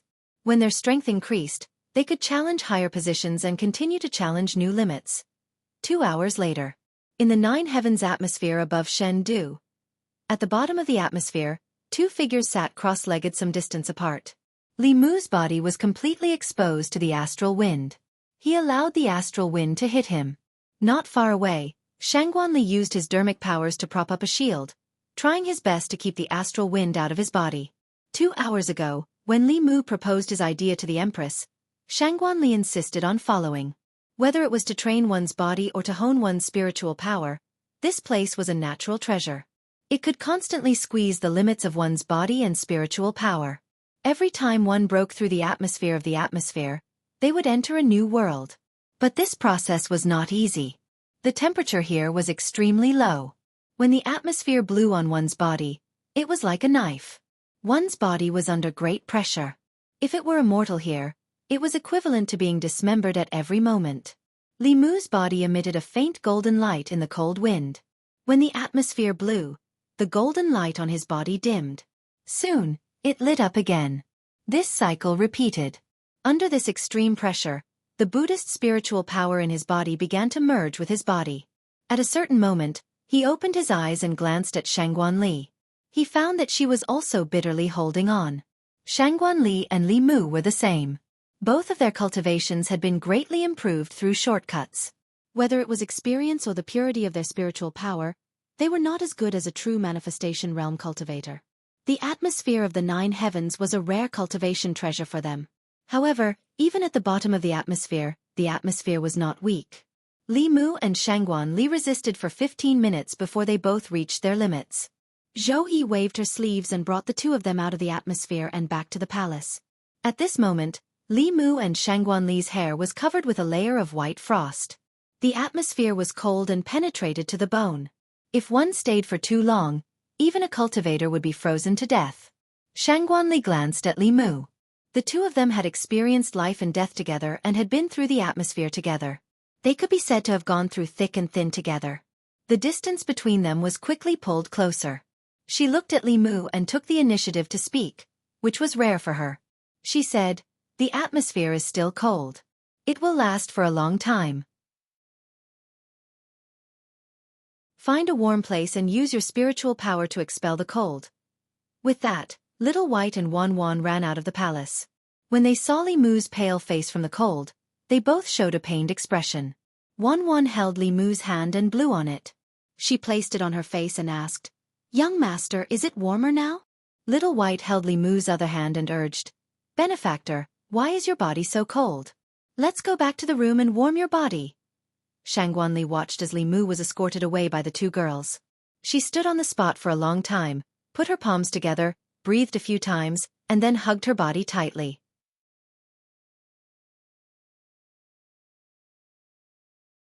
Chapter 4:16.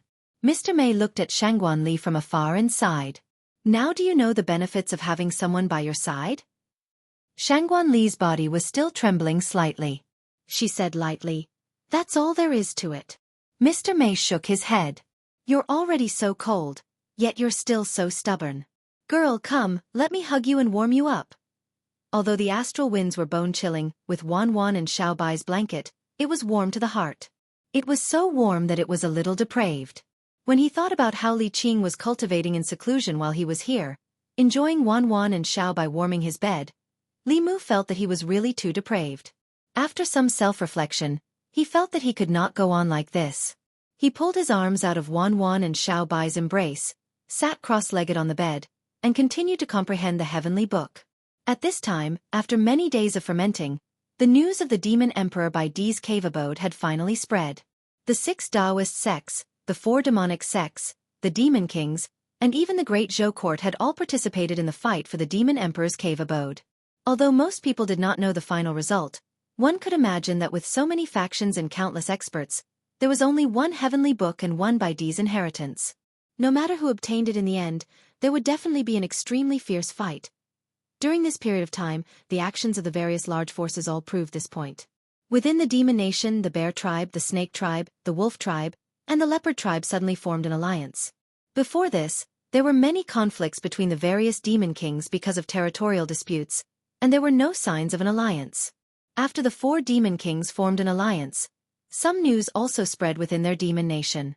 It was said that in the fight for the Demon Emperor's cave, the 4 Demon Kings had suffered heavy losses. The demon generals that they had sent out were almost completely annihilated. In order to avoid being swallowed up by the other Demon Kings after their strength was greatly damaged, they had no choice but to form an alliance. As for the Demon Dao demon sect in the Demon Nation, they had always been arrogant and had constantly swallowed up the surrounding small demon tribes to expand their own forces. However, in recent days, they had suddenly become much more well-behaved. Not only had their forces shrunk, but the demons that used to rely on the demon sect as their backing had also become terrified. This also confirmed some of the rumors that had spread from the territories of the Bear King and the Snake King. It was said that the demon sect had sent 5 fifth-level demon generals into the White Emperor cave, but none of them had returned. The demon sect head elder had lost half of his capable subordinates. It was no wonder that the demon sect had suddenly become obedient. At the same time, in the faraway Yudu Ghost region, Soul Sect.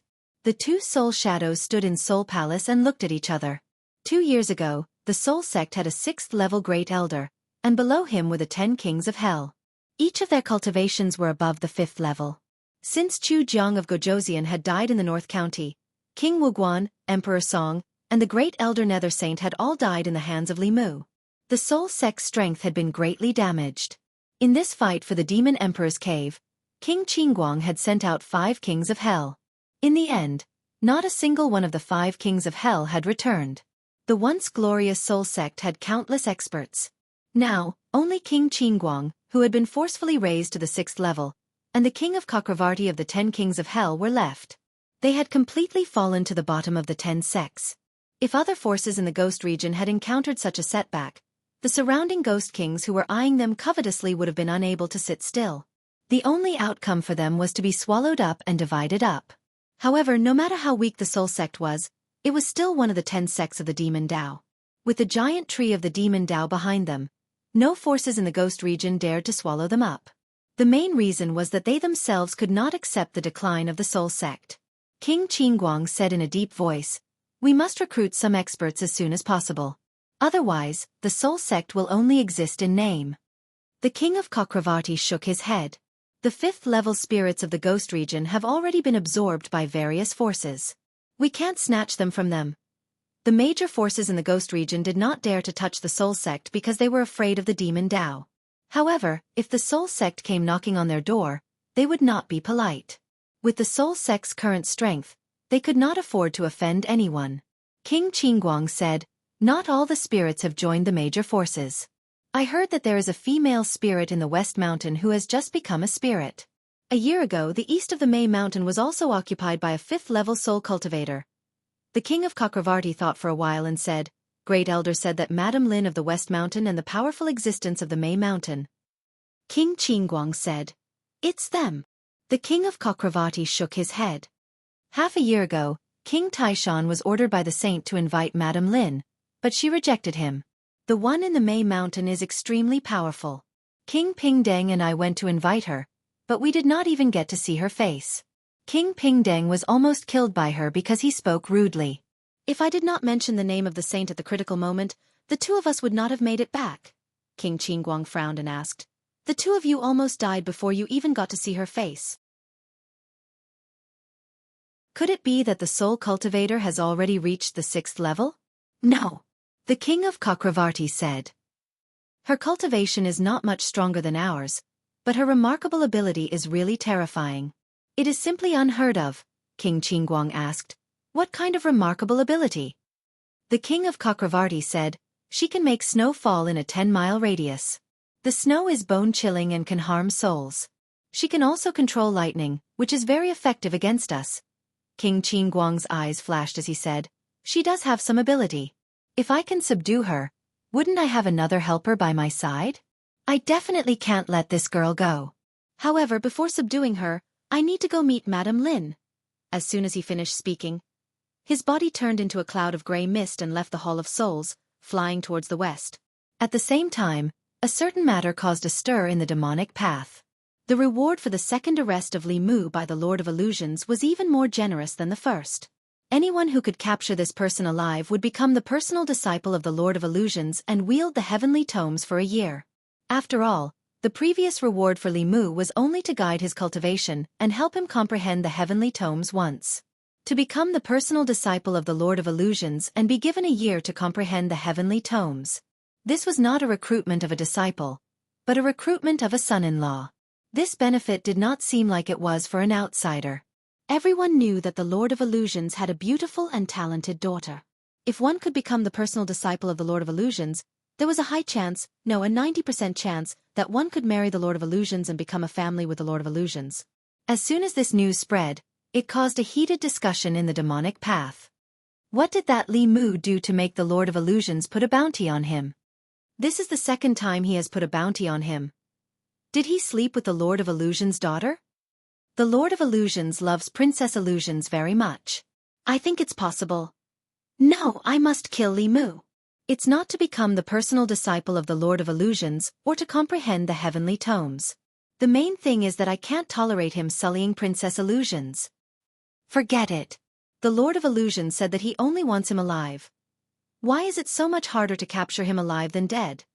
The Lord of Illusions' bounty for Li Mu was not only limited to the demonic path.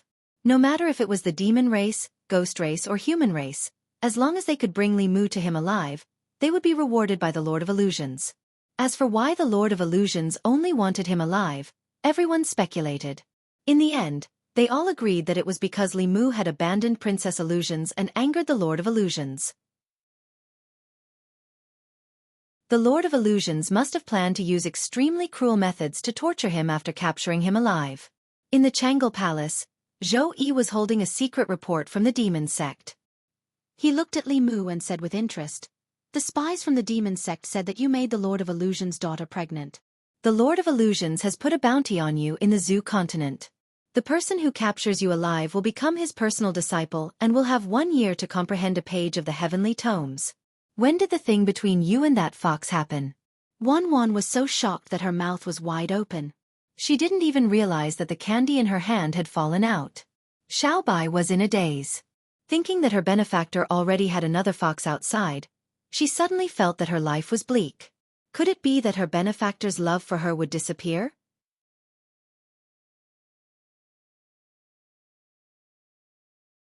Chapter 417. A bunch of nonsense.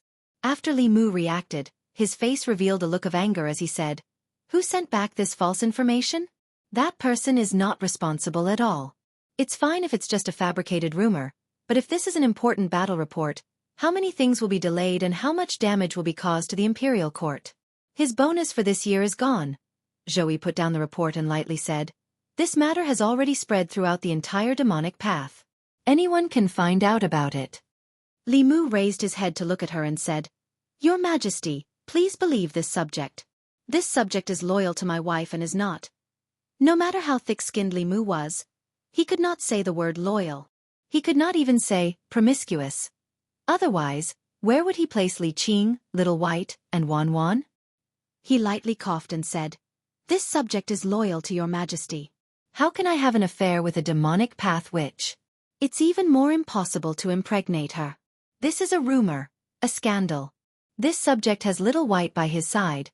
How can I provoke other foxes?" Little White's face revealed a bashful expression. She felt that her benefactor's love for her had returned. Zhou Yi flicked her finger and a flame flew out, burning the report to ashes. She said, all right. This emperor believes you. Go back to work." Li Mu walked out of Changle Palace and slowly exhaled. This heavenly lord of 10,000 illusions was truly endless. Not to mention the demonic path people. Even Li Mu himself was moved by the bounty this time. Li Mu was not interested in becoming the direct disciple of the myriad illusion heaven monarch or marrying Phantasmagoria.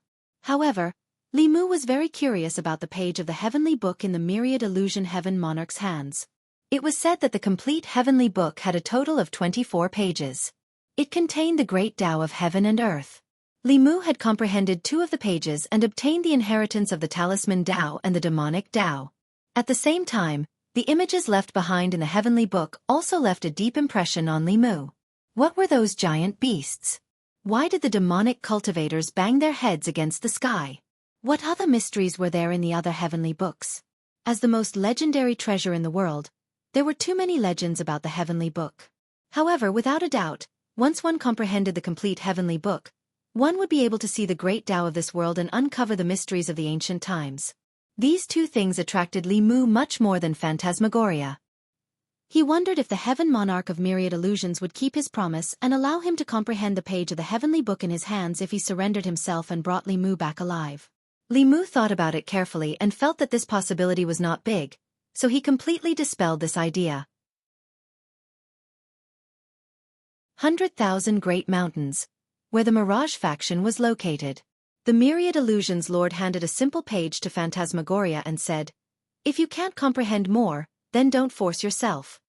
Phantasmagoria nodded and said, "I understand." She took the page and sank her consciousness into it. Soon, she appeared in an empty space. This space was filled with a boundless fog. She could only see a few steps away from her. The fog would occasionally tumble, as if something was flying past at high speed. Phantasmagoria calmed her heart and focused her mind.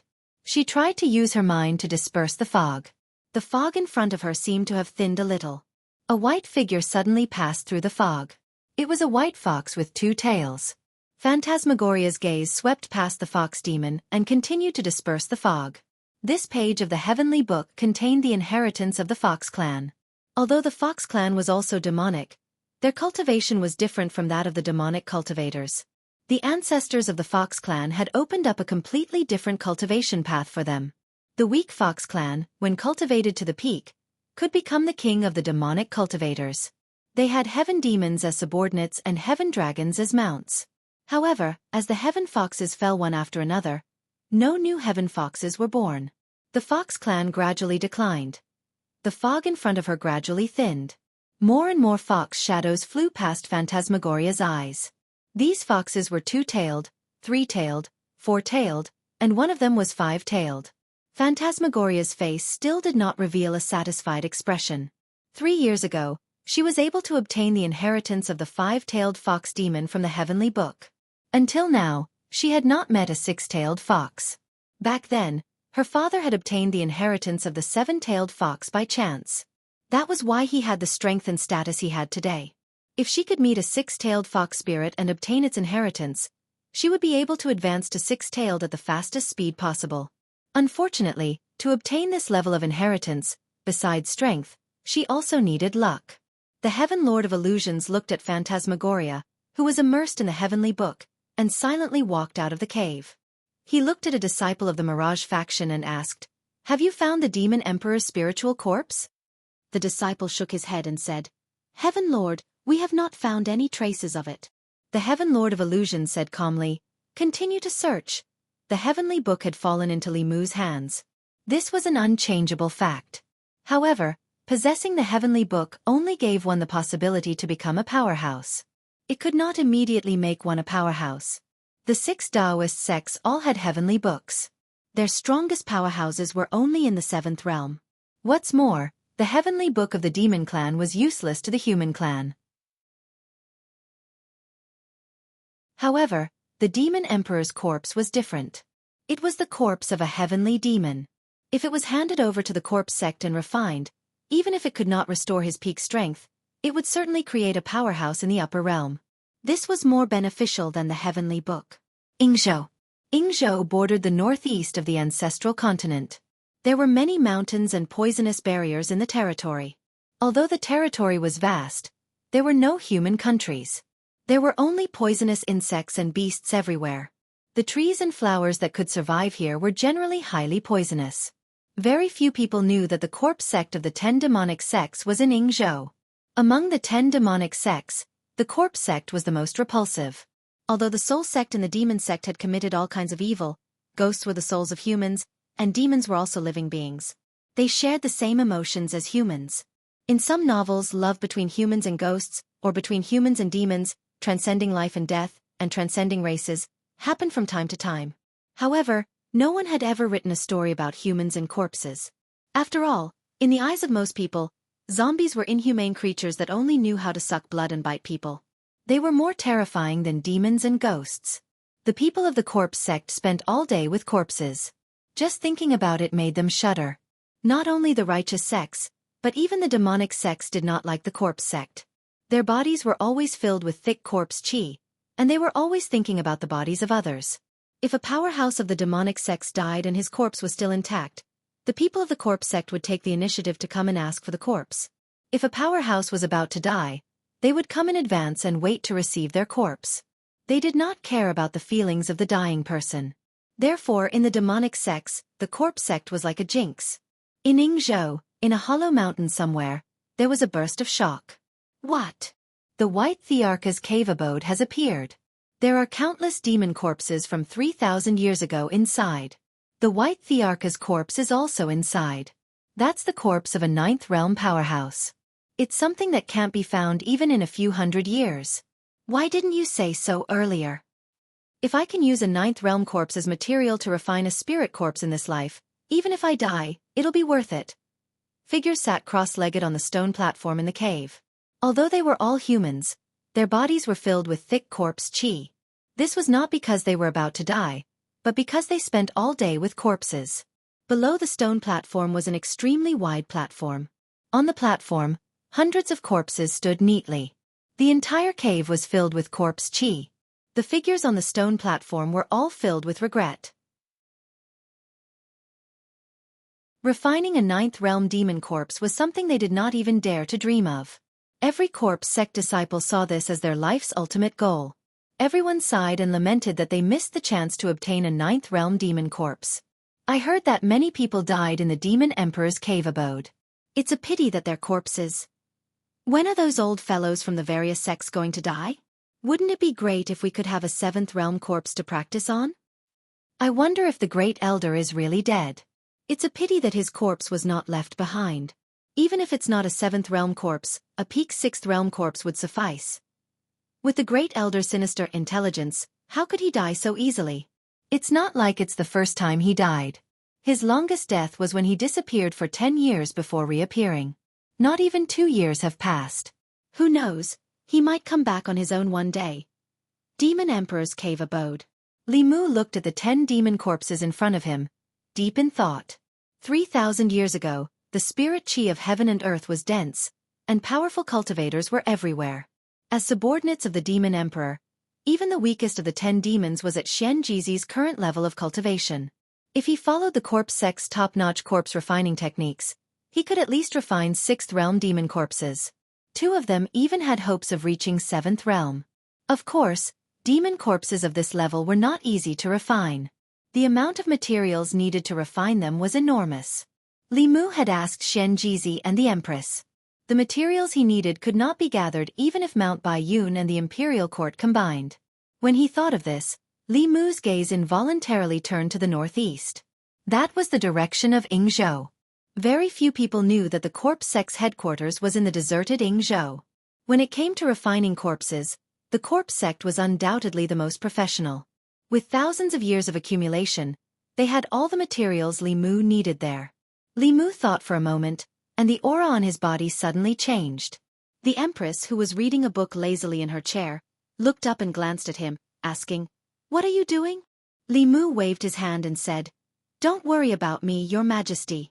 I'm going to practice in advance."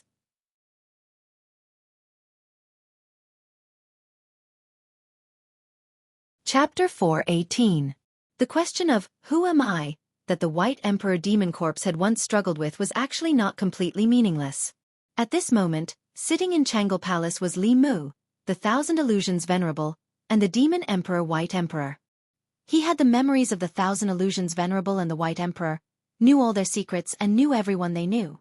With this, he could flawlessly pretend that he had been possessed by the Thousand Illusions Venerable or the White Emperor. If he said he was the Corpse Sect's Grand Elder, then he was the Corpse Sect's Grand Elder. Compared to the Thousand Illusions Venerable being possessed, most people were more willing to believe that he had possessed someone else. Although the Corpse Sect was also one of the 10 demonic sects, they were not interested in anything other than tomb raiding and refining corpses. Li Mu and the Empress had worked hard to turn the Demon Emperor's cave into a paradise. The mountains were green, the water was green, and the flowers were fragrant. However, there were always 10 corpses that had been dead for 3,000 years. Every time Li Mu thought about it, he felt uncomfortable. Rather than letting them gather dust in the cave, it was better to send them to the corpse sect and let the corpse refiners help refine them. At the same time, it saved Li Mu a lot of manpower and resources. However, the premise of all this was to make them believe that Li Mu was the Thousand Illusions Venerable. It was not difficult to do this, but he did not want to expose his true identity. The art of transformation was a mystical power that only level 6 cultivators were qualified to learn. Even if Li Mu used the false appearance talisman, he could not guarantee that there would be no flaws. He closed his eyes and searched in his mind. When he opened his eyes again, his face changed. Soon, he had become a stranger. This was not a Daoist mystical power, but a demon technique. The false appearance mystical power was an illusory technique that was cast with spells. If it met someone with a high cultivation, they would be seen through at a glance. On the other hand, this demon technique that had been lost with the fall of the White Emperor could change one's appearance without leaving a trace. Of course, demon techniques had their advantages, but Daoist techniques also had their limitations. The Dao sect's divine ability allowed one to transform into any appearance they wished with the help of Dharma spells. Regardless of whether it was a person's face, a rock, a wooden stake, a cow, or a dog, there was nothing it could not do. Demonic arts were not so random. At most, they could change their appearance, but not their figure. If they wanted to change into the appearance of anyone, they would need to cultivate to a high level. It seemed that Dao arts were stronger, but Dao arts were essentially illusions. All illusions had the risk of being seen through. As for this demonic technique, even though there were many limitations when it was executed, it would leave no traces behind after the transformation, making it difficult for others to notice. There was also the invisibility spell.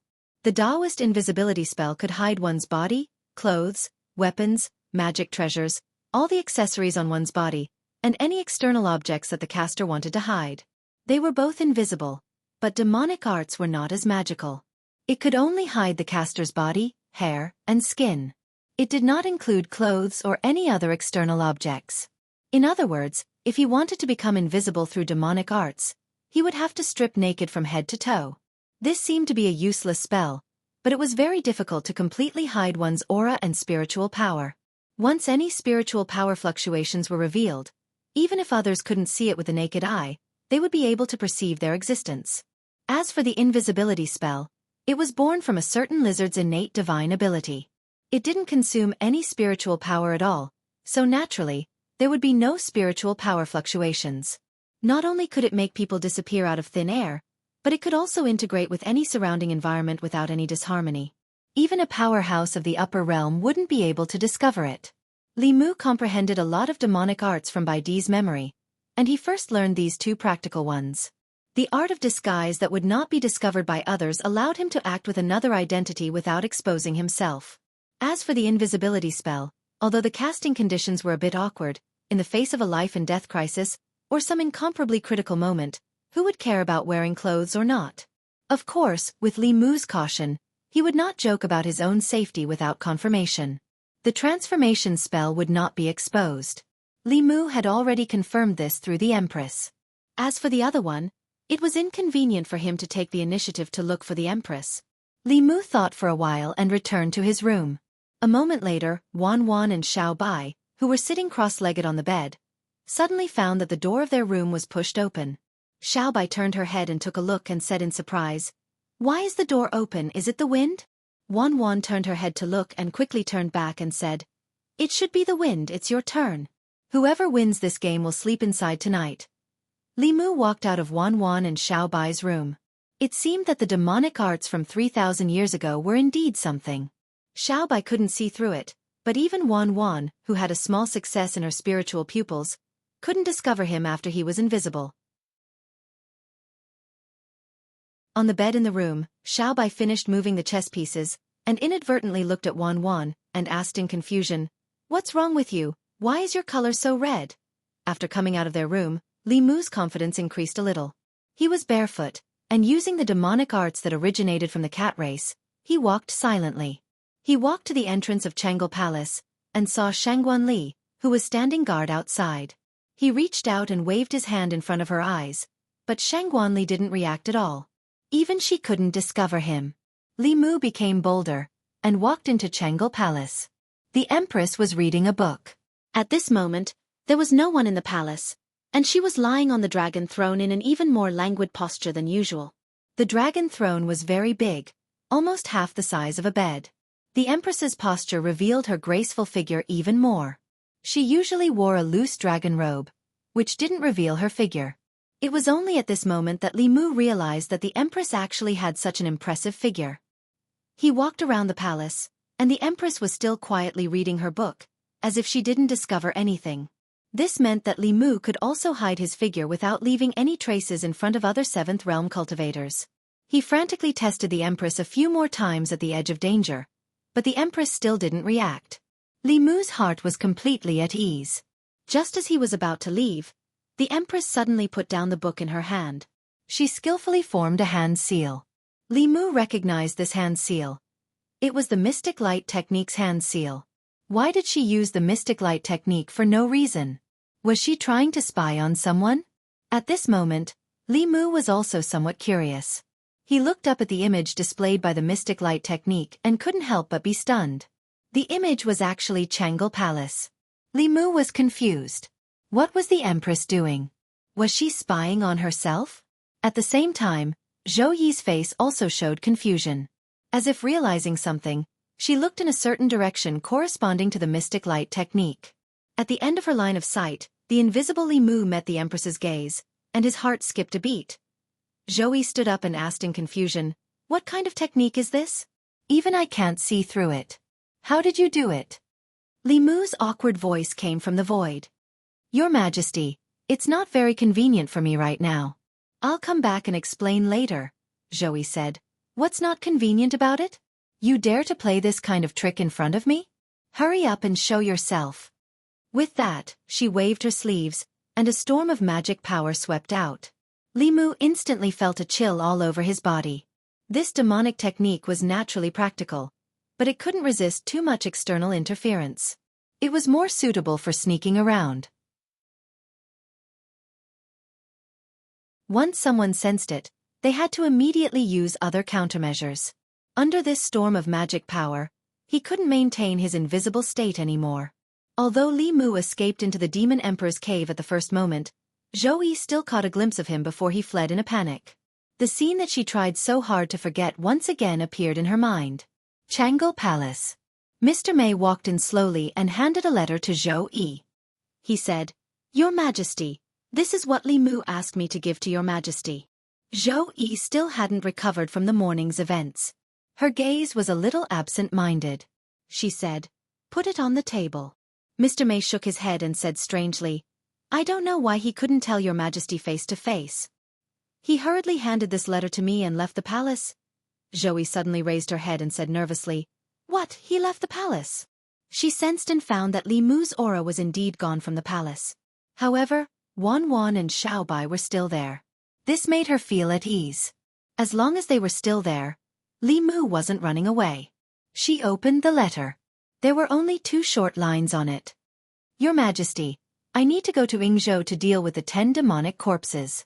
Then I'll go back to Mount Baiyun to attend Senior Xian Jizi's disciple recruitment ceremony. I'll return to the divine capital in a few days. Li Mu." For some reason, Zhou Qiong heaved a sigh of relief after reading the letter. She was still worried.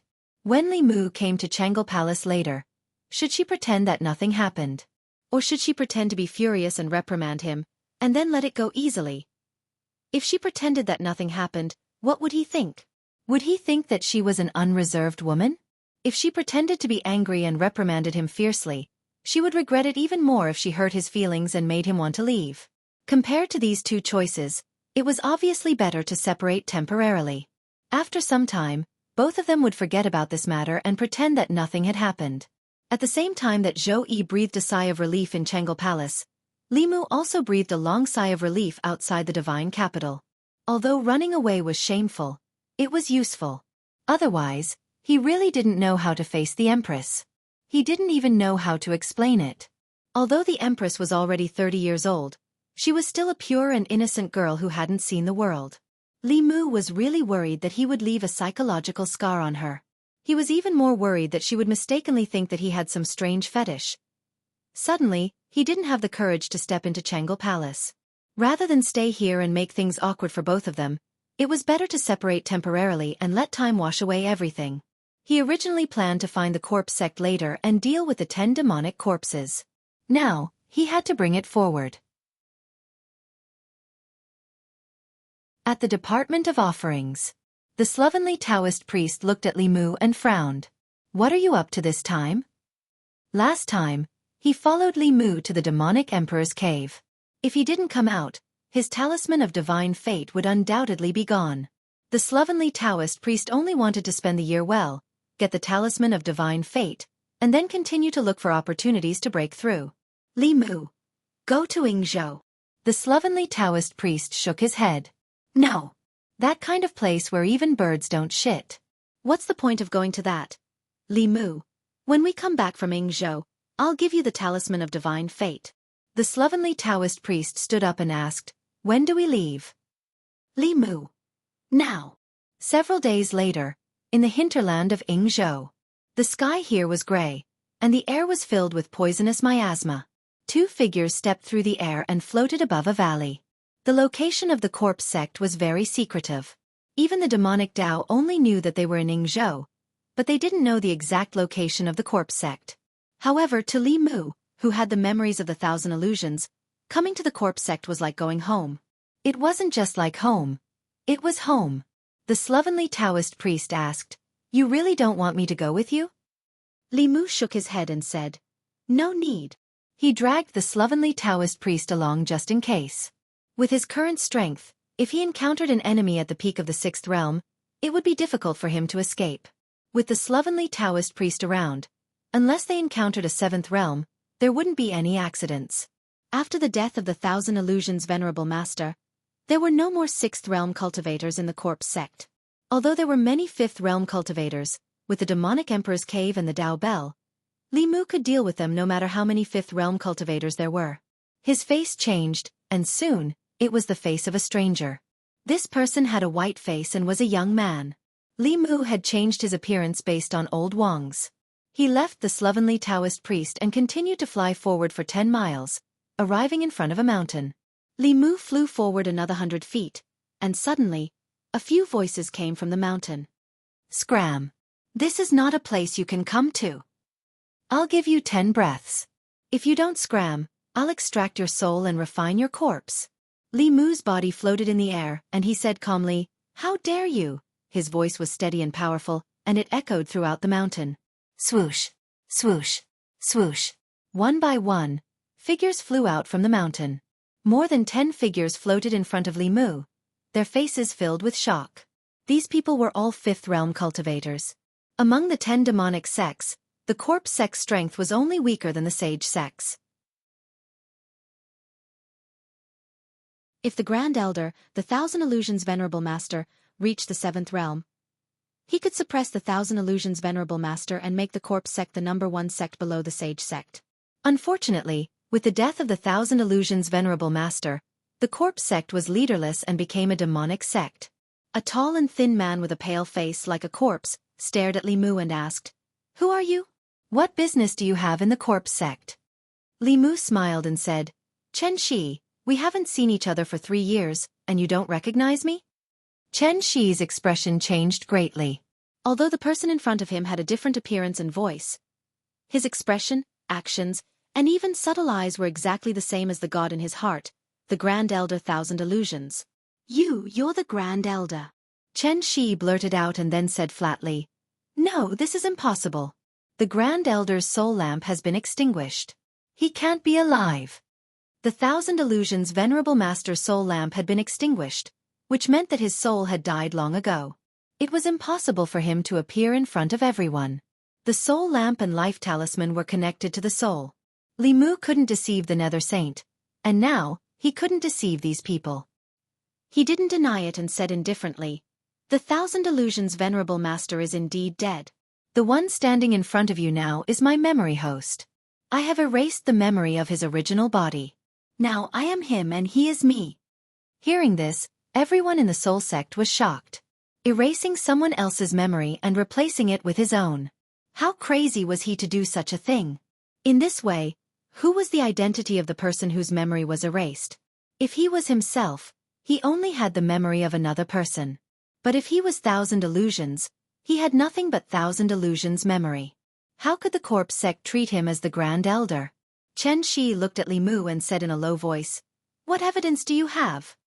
Li Mu said indifferently, "Chen Shi, how dare you talk to me like this? Have you forgotten who picked you up from the pile of corpses and taught you how to cultivate and refine corpses?"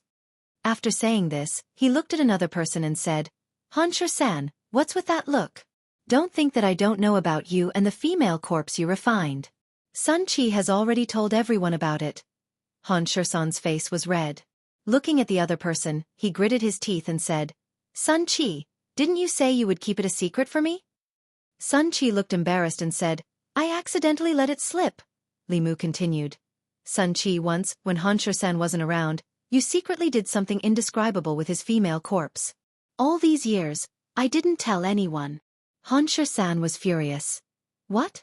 Sun Chi, you bastard. I thought you were my brother, but you did something worse than a beast." Sun Chi retorted, "If I'm worse than a beast, then what are you?" Seeing that the two were about to fight over a spirit corpse, Chen Shi said in a low voice, "Shut up, we'll talk about this later." He looked at Li Mu. At this moment, he didn't have any doubts about what Li Mu said. If he didn't have the head elder's memories, how could he find this place and know everything about the corpse sect? Even so, he still couldn't accept such a special existence. He looked at Li Mu and said, "You said it yourself, you're not the head elder. You only have the head elder's memories. The head elder of the corpse sect is already dead. Go back to where you came from."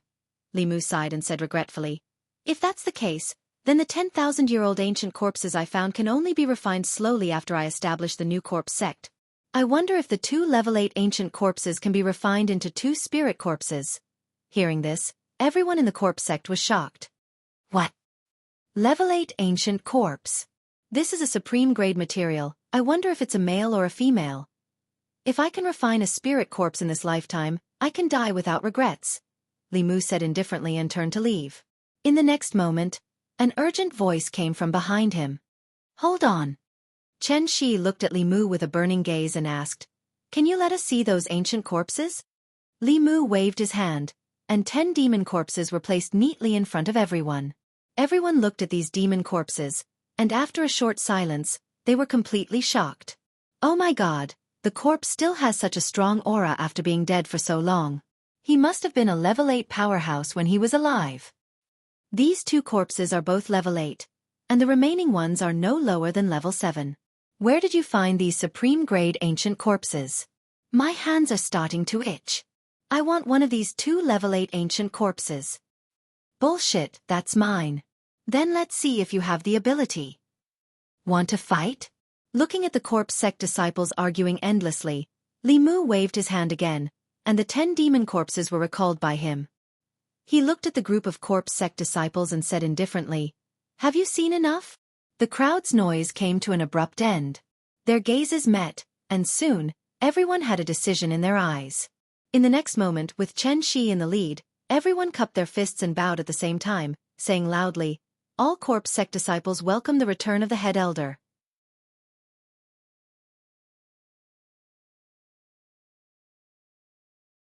Chapter 419. Greetings, Grand Elder. Greetings, Grand Elder. Dozens of corpse sect disciples stood on the mountain peak and bowed to Li Mu. Li Mu's gaze was indifferent as he said indifferently, "Your words have enlightened me. I'm not Qian Huan. I only obtained his memories. The corpse sect has nothing to do with me, and you have nothing to do with me. From today onwards, you are you, and I am me. I have nothing to do with you." Plop. Hearing this, the dozens of corpse sect disciples directly knelt on the ground.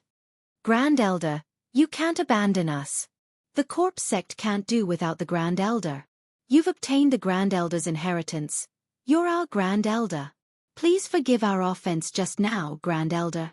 To the corpse sect disciples, it didn't matter whether the person in front of them was Qian Huan or not. It didn't matter whether he had obtained Qian Huan's memories. No matter who it was, to be able to give them 2 level 8 ancient corpses and 8 level 7 ancient corpses. He was the corpse sect's Grand Elder. Even if Grand Elder Qian Huan was still alive, he wouldn't be able to give them so much. As a corpse refiner, what could be more exciting than personally refining a spirit corpse? Not to mention, the person in front of them had Grand Elder Qian Huan's memories. He was more qualified than anyone to become the corpse sect's Grand Elder. Li Mu's expression eased as he said indifferently, "Stand up and speak." The purpose of his words just now was to establish his authority, not to draw a clear line between him and the corpse sect.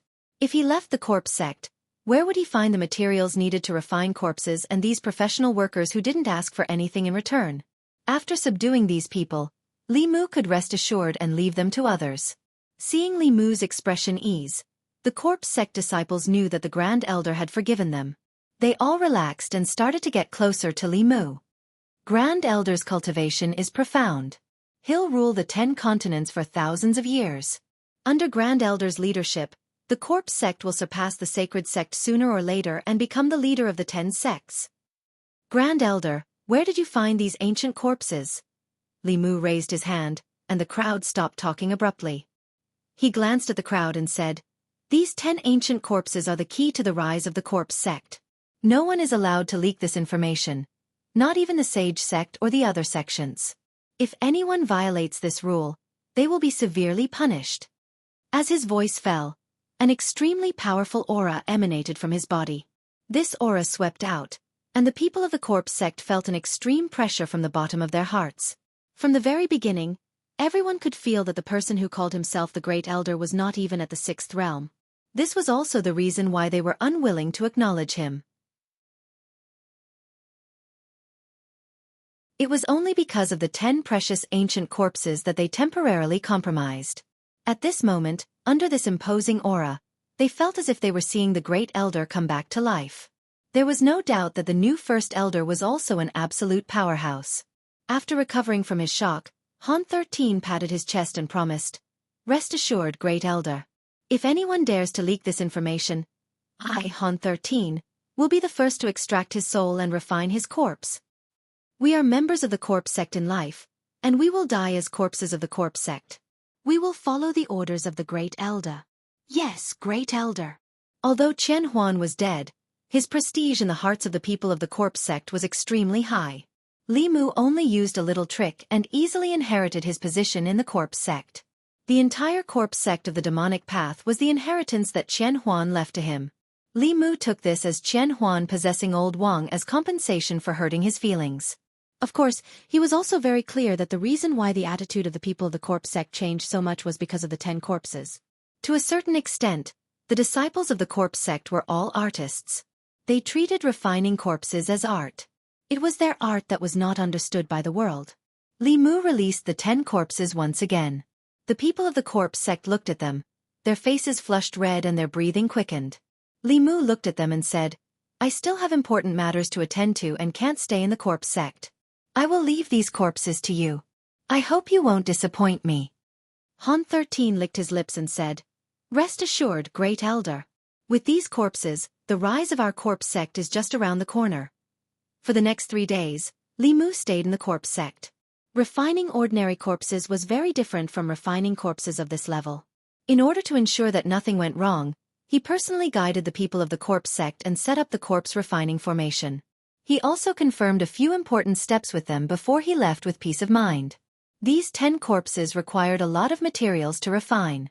It would completely exhaust the wealth of the corpse sect, but no one cared. If they ran out of materials, they could save them up again. Corpses of this level were rare. Long before he came to the Ying continent, Li Mu had used a secret technique to refine these corpses once. This refinement could ensure that no matter how strong they were after they were refined, they would not have their own independent consciousness and could be controlled by Li Mu.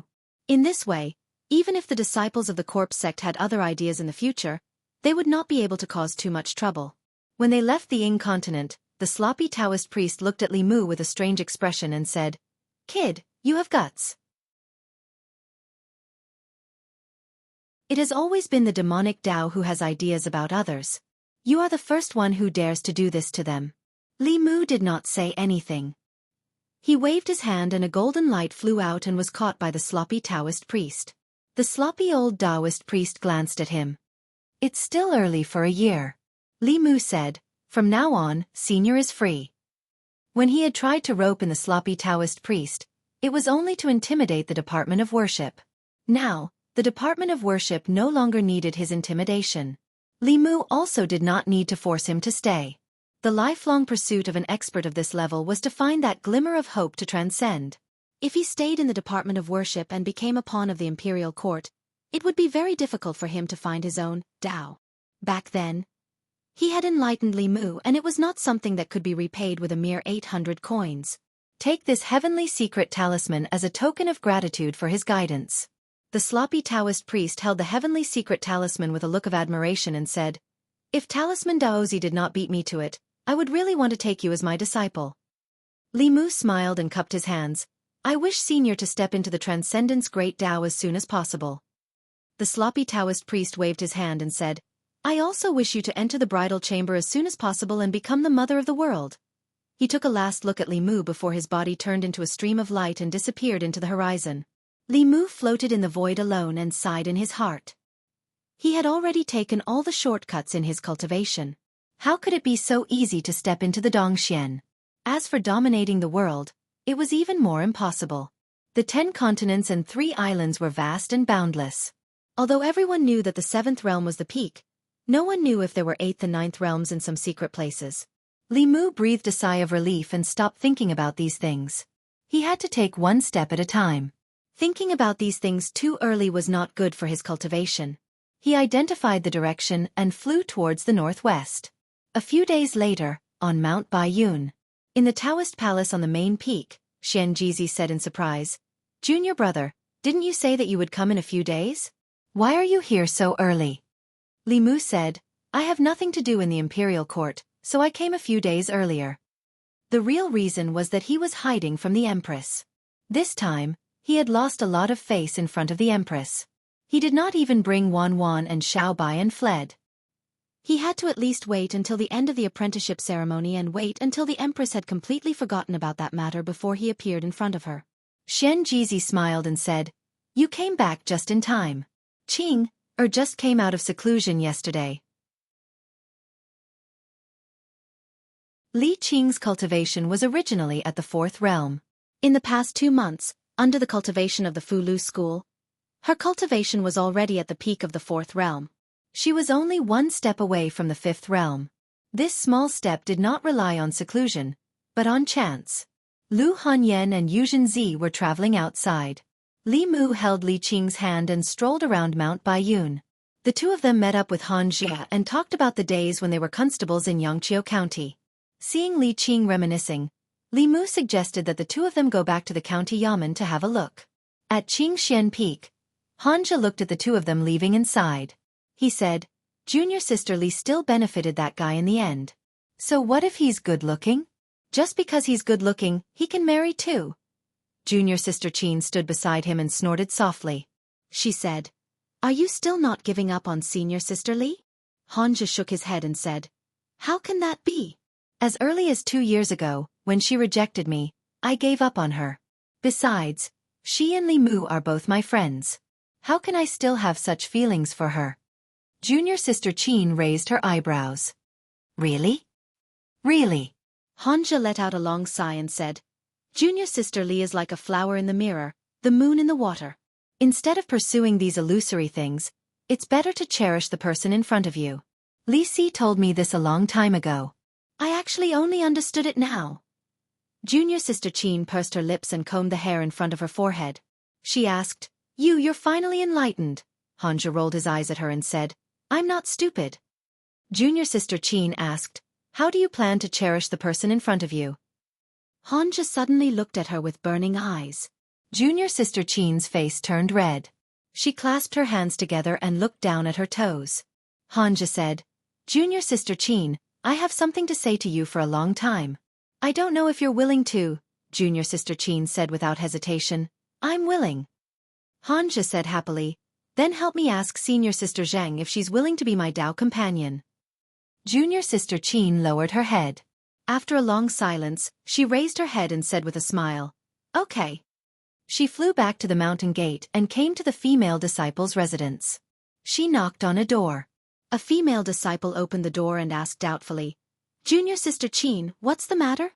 Junior sister Qin looked at her and said, "Senior sister Zhang, senior brother Han asked me to pass on a message to you." The female disciple asked, "What message?" Junior martial sister Qin said, "He said that you have an oval face, no breasts, no buttocks, and you have a terrible temper. Whoever becomes your Dao companion will have 8 lifetimes of bad luck." 15 minutes later, Han Jia, whose face was bruised and his clothes were full of holes, sat on the ground in a sorry state. He looked up at the sky and asked loudly, "Why? Why did you do this to me? Is it wrong to like someone?" Junior sister Qin used the spiritual liquid to help him heal the bruises on his face. She shook her head and said, "This is a good thing. It let you see senior sister Zheng's temper in advance. If you two become Dao companions in the future and she treats you like this every day, it will be too late for you to regret it." Han Jia thought carefully and nodded. "You seem to be right." Junior sister Qin smiled and said, "Of course. You're my only family in this world. How can I lie to you? Next time, if you like any senior sister, tell me. I'll help you confess." Han Jia waved his hand and said, "Forget it. I've thought it through. Women will only affect my cultivation speed. I'll cultivate wholeheartedly in the future. Junior sister Chin looked at him with a smile and said, Then I'll accompany you. Yongqiu County. The county government. There were not many familiar faces in the place where Li Mu and Li Qing used to work together. In the former duty room, Constable Zhou looked at their tightly held hands and said with a smile, I knew it. I knew it. The cultivators in the government office had changed again and again. Most of the constables had changed. Only Constable Zhou remained the same. The county government office was still the same, but Li Mu and Li Qing were not the same as before. After chatting with Constable Zhou for a while, the two walked out of the county government office and walked on the street hand in hand. In 2 years, the noodle stall that Li Qing liked to eat the most no longer had the same taste as before. Some of the familiar shops along the street were more ostentatious. Some had changed their business because of poor management. Roast chicken, crispy outside and tender inside. Roast chicken only costs 10 copper coins. 20 copper coins for 3, 100 copper coins for 12. Walking on the street, Li Mu suddenly smelled a tempting fragrance. He and Li Qing looked at the corner of the street at the same time. Li Qing said in surprise, It's them! At the corner of the street, a middle-aged couple stood in front of a temporary stall and shouted loudly. The middle-aged couple was short and ugly. However, the roasted chicken they were selling had a tempting aroma that whetted one's appetite with just a sniff. Because of that, their business was very good. The customers in front of the stall had already formed a long line. In Li Mu's eyes, they were not a middle-aged couple but 2 weasels. After 2 years, Li Mu and Li Qing met the weasel couple again. There were many customers. Although the 2 monsters were in a hurry, their faces were full of joy. We don't have any more today. Please come again tomorrow. I'm really sorry. We'll definitely prepare a few more tomorrow. Sorry. Come here tomorrow to buy roast chicken. We'll give you a bowl of chicken soup for free. The weasel couple sold the last roast chicken and put away the stall. They had a happy expression on their faces. If they maintained this business, they would be able to buy a small house here in half a year at most. Suddenly, the weasel seemed to have sensed something and looked forward. A young man and woman were holding hands. They waved at them and then turned to leave. The weasel was stunned for a moment. Then, joy appeared on his face. He subconsciously wanted to chase after them but was stopped by the woman beside him. The woman shook her head and said, Don't disturb them. The weasel looked forward again. If what he was looking at was a painting, then the 2 figures were the most beautiful colors in the painting. They were so beautiful that one could not bear to destroy them. The weasel took a step forward and retracted his steps. If it were not for them, the couple would have been destroyed in body and soul. The weasel couple knelt down and kowtowed a few times in the direction where the 2 figures disappeared, ignoring the surprised eyes of the passers-by on the street. Seeing the weasel couple's current appearance, Li Mu was very gratified. They had helped each other in difficult times and grew old together. These 2 demons had lived the life that Li Mu wanted. What he longed for was not status or power. It was enough for him to be able to do what he loved with the person he loved. He held Li Qing's hand tightly and took her into the flask space. The 2 stood by the lake. Li Mu looked at Li Qing, who was shocked by the scenery in front of her, and said softly, This is where we will live in the future. Li Qing came back to her senses after a long time. Li Mu took her to the row of lakeside houses and said, You can live in whichever one you like in the future. Li Qing thought for a moment and pointed to an exquisite small building with a flower garden in front of the courtyard. She said, I like this one. P.S. You can follow my WX public account, not Rong Xiaorong. I made a map of the world of Great Zhou myself. It is not easy to find the Easter egg after it is posted. I will post it on the public account at the same time. The public account will also update the character designs and so on. It will be easier to find it in the future.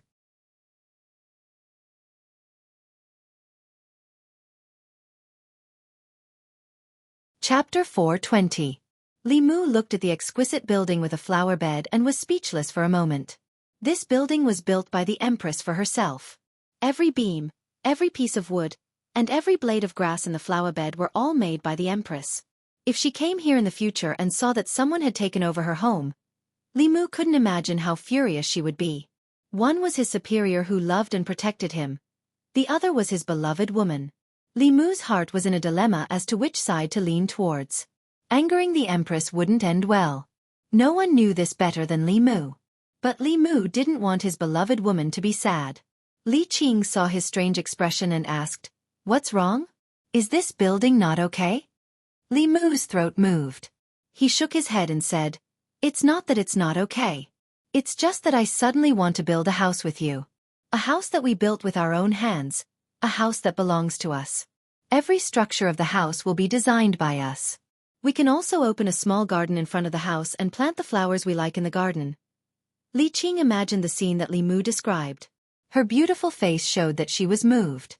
Compared to this small building in front of her, being able to build a house of love with the person she loved was obviously more meaningful. She nodded her head and said, "Okay." Li Mu wiped away the cold sweat on his forehead and said, "Let's go. Let's go prepare the materials to build the house." 3 days later, Mount Baiyun. There was still some time before the disciple recruitment ceremony. Li Qing once again entered seclusion. Xian Jizi had exchanged a top-grade medicinal pill from the Pill Cauldron sect, which could help her completely cross the last barrier between the divine ability and the creation realm. Li Mu also took advantage of his free time to cultivate in seclusion on Mount Baiyun. It was very difficult for his cultivation of Tao to improve in a short period of time. His cultivation of Buddhism had also reached a bottleneck. Li Mu put most of his energy into learning demonic arts. Every path of cultivation had its own strengths and weaknesses. The more one dabbled in, the more one would have their own strengths and fewer weaknesses. The various demonic techniques recorded in the demon race's heavenly book were extremely useful to Li Mu, and he began to think about the other heavenly books. Each of the 6 Daoist sects had a Tao page. It was very likely that the Buddhists had one as well. The demon race's heavenly book was in Li Mu's hands. The fox race's heavenly book was in the hands of the 10,000 Illusions Lord. The ghost Dao's heavenly book was nowhere to be found. The other heavenly books were also rarely found. Among the heavenly books, Li Mu came into contact with the other 5 sects of the Tao sect the easiest. However, even though the 6 sects were all part of the Tao sects, it was impossible for them to lend their sect's treasures to others to comprehend. Unless Li Mu hid his identity and became a core disciple of one of the sects, or participated in the various sects' disciple recruitment trials and obtained first place. None of these methods were realistic for Li Mu. Li Mu stopped thinking about these and continued to comprehend the demonic techniques. At a certain moment, a Fulu flew in from outside and landed in the courtyard. The Fulu flashed and Li Mu heard Xian Jizi's voice. "Junior brother, please make a trip to the main peak's Tao Palace." Xian Jizi must have called him for something. Li Mu left the small hut and quickly flew to the main peak. In the main peak's Tao Palace, other than Xian Jizi, there was also a woman. She looked to be in her 30s and her skin was delicate and tight. She was like a charming young married woman, but her cultivation was already at the 6th realm. Li Mu naturally wouldn't think that she was only in her 30s or 40s. This woman had the fragrance of elixirs. The people of the Danding sect had always paid attention to maintaining their appearance, and they didn't lack elixirs to retain their looks. This woman was also a first seat of the Danding sect, and her age wouldn't be much younger than Yuzhen. Li Mu walked into the Tao Palace and asked, "Senior brother, what's the matter?" Xian Jizi looked at the woman and introduced her to Li Mu. "This is fellow Daoist Han Yongzi of the Danding sect." Li Mu cupped his hands and said, "Greetings, fellow Daoist Han Yongzi." Hung Yongzi returned the greeting and said, "Greetings, fellow Daoist Ling Jizi." Xian Jizi said slowly, "To be honest, the only person in our sect who can refine the Tianji talisman is junior brother Ling Jizi. This matter requires his approval."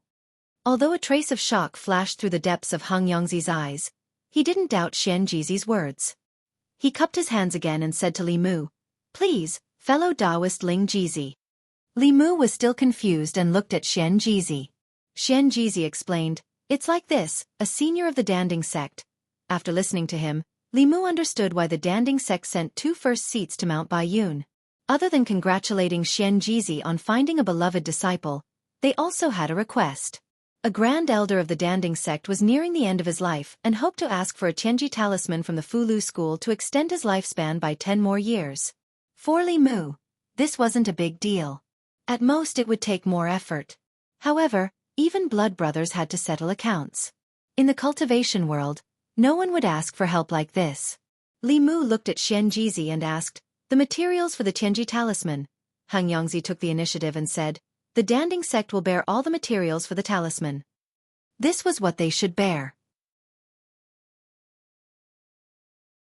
When Li Mu didn't know how to hint to her, Hung Yongzi continued, if the talisman is successful, we will also prepare a generous gift for the Fulu school.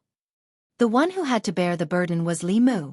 He couldn't let Xian Jizi take advantage of him. Li Mu thought for a moment and said, actually, I'm also interested in alchemy.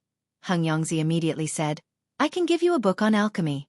The book contains the insights of the seniors of my sect on alchemy. Li Mu said, I heard that the Danding sect's Dao page contains the truth of alchemy. Hung Yongzi understood what he meant. After a moment of silence he said, I can't make the decision on my own. I need to ask the sect master. Hung Yongzi walked out of the Dao palace and quickly returned. He said, Senior sister has agreed.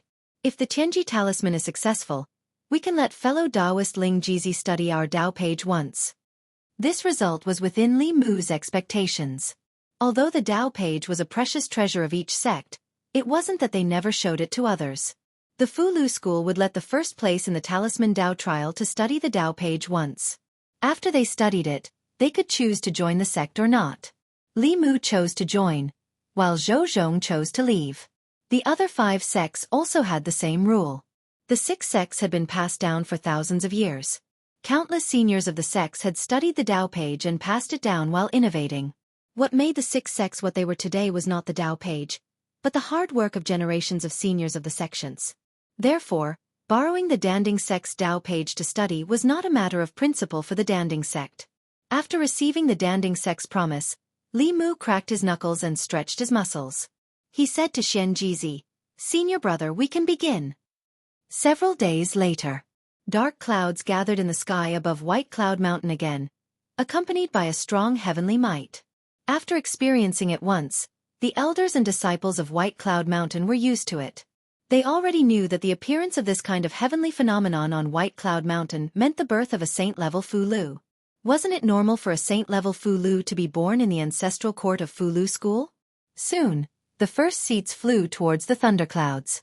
Not long after, the thunderclouds dissipated and the sky returned to normal.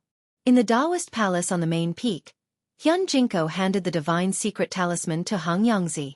Hung Yongzi carefully accepted it and cupped his hands. Thank you, Daoist Xian Jizi, Daoist Ling Jizi. Then, she stretched out her hand and a blank page appeared in her palm. Li Mu's cultivation was no longer the same as before. In addition, before he wrote the talisman, the Pill Cauldron sect had given him a lot of elixirs to recover his magic power and mind. At this moment, he was in a good state. Li Mu took the page and sat down cross-legged. When his mind touched the page, it immediately sank into another space. What entered his eyes was a familiar fog. Li Mu did not delay.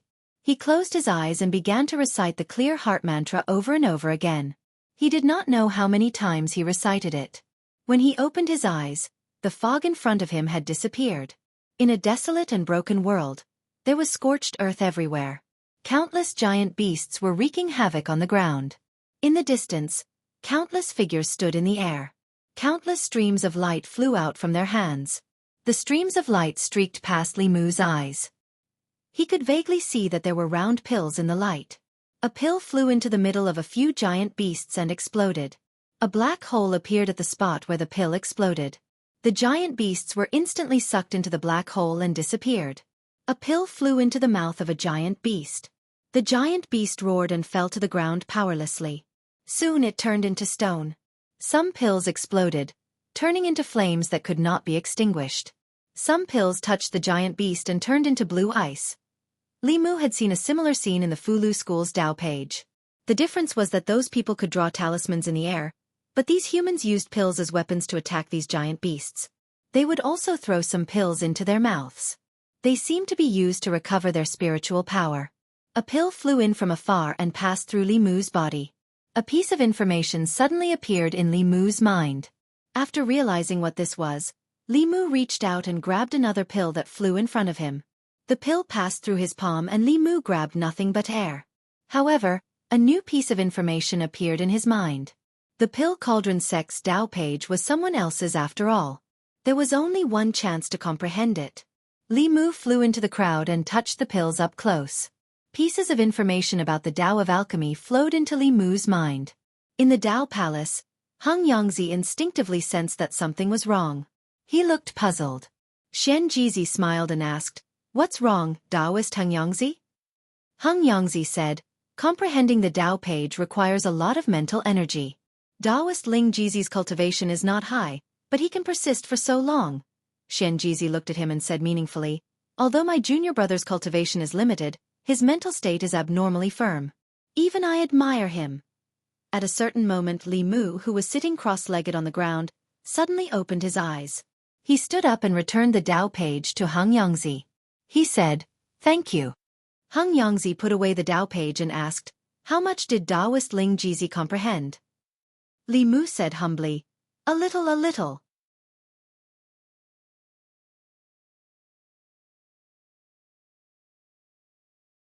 Chapter 421. With the experience of comprehending the Fulu Tao page last time, Li Mu had learned to keep a low profile.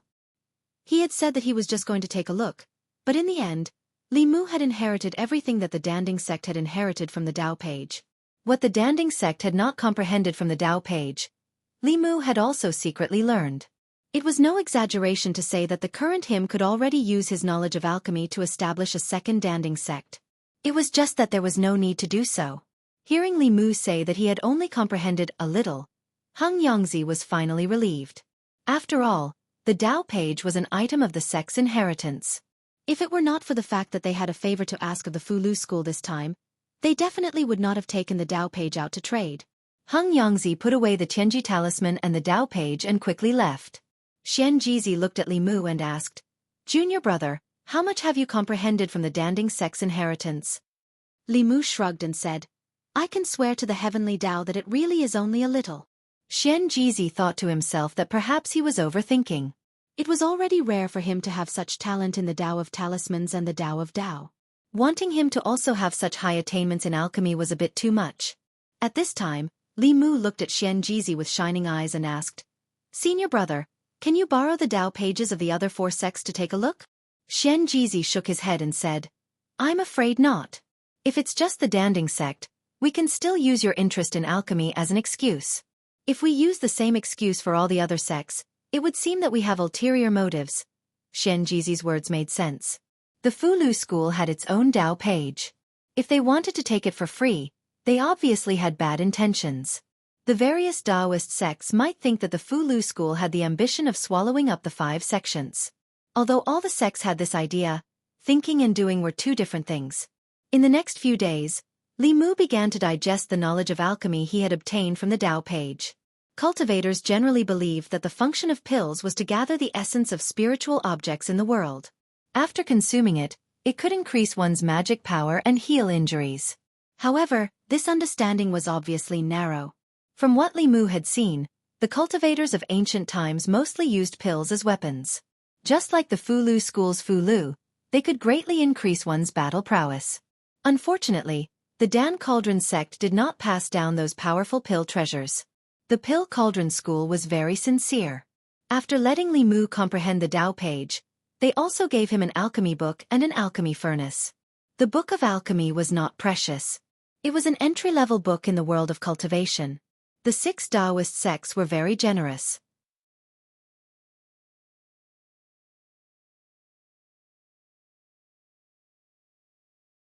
Lu Hanyan walked around the lake and sized up the small buildings. Li Mu walked to her side and suggested, "What do you think of this one? It's facing south and has the best feng shui." Lu Hanyan shook her head and said, "I don't like this one." Li Mu continued, "What about this one? The terrace outside is so good. You can usually play the zither on it."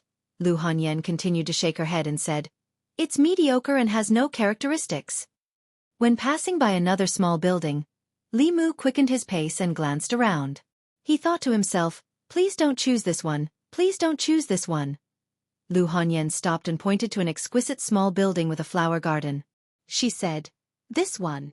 Li Mu stopped and said with a smile, "Actually, I think it's more meaningful for the 2 of us to build a love house with our own hands." Lu Hanyan said, "But I really like this small building." Look at how beautiful it is.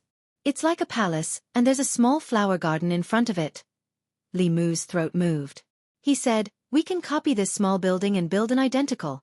Lu Hanyan asked, "Since we already have one, why do we have to build another one?" Li Mu said, "This is different. Don't you want to have a small building built by the two of us?" Lu Hanyan said indifferently, "No need to be so troublesome. There's no difference anyway." Li Mu looked at her and said helplessly, "Why are you so unromantic?" Lu Hanyan frowned and said, "Are you saying that I'm not as romantic as Sister Qing?" As expected, when there's a new person, you forget the old. Do you think that I can't compare to her in any way? Li Mu hurriedly explained, "It's not like that." Actually it's... Lu Hanyan asked angrily, "What is it?" Actually, this small building belongs to Her Majesty the Empress. Her Majesty the Empress. Why is Her Majesty the Empress small building in our house? Yes. Why are you hesitating? Is it because... No wonder you ran to the palace when we were not at home and didn't even go home. No wonder Her Majesty is so good to you. No wonder the rumors say that you are Empress Li. It turns out that what they said is true. After deducing for a while, Li Mu shook his head and threw these thoughts out of his mind. He could never say that to Lu Hanyan, otherwise, things would become more difficult to end. Lu Hanyan was still waiting for Li Mu's answer. She asked, "Why are you shaking your head? Why don't you let me choose this one?" Li Mu raised his head and explained, "Because Qing and I built this small building by ourselves. I'm worried that if you don't have it, you will think that I'm biased." "I see." Lu Hanyan held Li Mu's hand and said, "Don't worry. I won't think too much. I don't want to be so troublesome." She held Li Mu's hand and walked into the small building. After looking around the small building, she was more satisfied. It's so beautiful inside. This bed is so big. It's so comfortable to lie down. The tables and chairs here are also made of spiritual wood. The carvings on them are so exquisite. They must be the work of a famous artist. The paintings on the wall, are they the original works of Daoist Zhenren from the previous dynasty? Most of his paintings have been lost. Where did you find them? These two vases are also so beautiful. They must be expensive? Li Mu stood in the room and squeezed out a smile. He said, "As long as you like it." Shen Jizi and Yuzhen Zi's disciple recruitment ceremony ended. Li Mu stayed for a few more days before returning to Chengdu. Lu Hanyan and Li Qing did not return. In the following days, they would receive the true inheritance of Fu Lu School. This was the most important opportunity for them to enter the 6th realm and even the 7th realm. After returning to Chengdu, Li Mu stayed at home for 2 days to make sufficient preparations before going to the palace. At the entrance of Changle Palace, he nervously asked Shangguan Li, "Is Her Majesty here?" Shangguan Li nodded and said, "Her Majesty is reading a book. You can go in by yourself." Li Mu walked into Changle Palace and saw the Empress reclining on the dragon throne. He said softly, "Your Majesty." The Empress's face was hidden behind the book. She said lightly, "Wait for me to finish reading this page." She read this page for a full quarter of an hour. Li Mu saw that she was holding the book upside down but did not dare to remind her.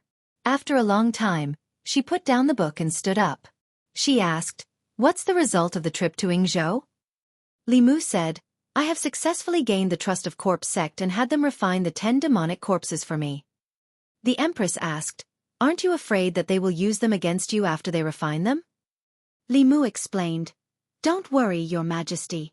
I have already used the spirit-splitting technique to deal with the 10 demonic corpses. No matter who refine them, they will only listen to my command." After that, the Empress asked him some questions about the apprenticeship ceremony. However, she didn't mention a single word about Li Mu's streaking in the Changle Palace. If she did not mention it, Li Mu would not take the initiative to mention it either. The two of them reached a tacit understanding about this matter. After the tacit understanding, the Empress said lightly, "Take me to your cave. I want to see my flower garden."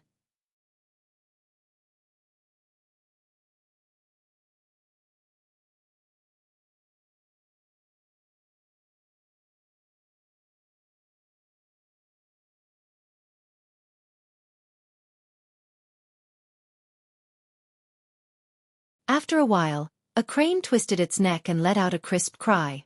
It flapped its wings and flew into the sky. The old man drew a mountain peak with a few strokes. The mountain peak flew into the distance and became a huge mountain peak. The huge mountain peak fell into the water and set off huge waves. It was as if it was going to capsize the small boat. The old man at the bow of the boat continued to draw. He drew a pair of wings. These wings appeared behind him. With two flaps, the old man's body left the boat and flew into the sky. Pa! A huge wave came and capsized the small boat. Li Mu fell into the water. In the next moment, he appeared in the Empress's small house again. The painting floated quietly in the air. In the painting, there was still a mountain far away, near the water, a lone boat, and an old man. Recalling the scene in the illusion, Li Mu was dumbfounded. With just a brush he could create something out of nothing. Was this the power of a painter? While Li Mu was shocked, Zhou had already walked to the bedside. She turned around and asked Li Mu, "Have you slept here before?" Li Mu nodded and said, "Yes." Zhou bent down and sniffed lightly. Her eyes narrowed and she said, "You are lying to me. This is not your smell." Li Mu opened his mouth and explained, "This." Zhou said coldly, "Think carefully before you speak. You should know what the punishment is for the crime of deceiving the Empress." Li Mu said helplessly, "In addition to me, my wife has also slept here." Zhou sniffed again and indeed smelled the scents of two people. One was Lu Hanyan's, and the other was Li Mu's. The two scents were mixed together. In other words, the two of them had occupied her house and slept in her bed. Perhaps Li Mu had even picked a flower from her garden and put it on another woman's head. Zhou Qiong found it hard to imagine what they had done on this bed. She closed her eyes and said, "You can go. I want to be alone for a while." Li Mu sighed.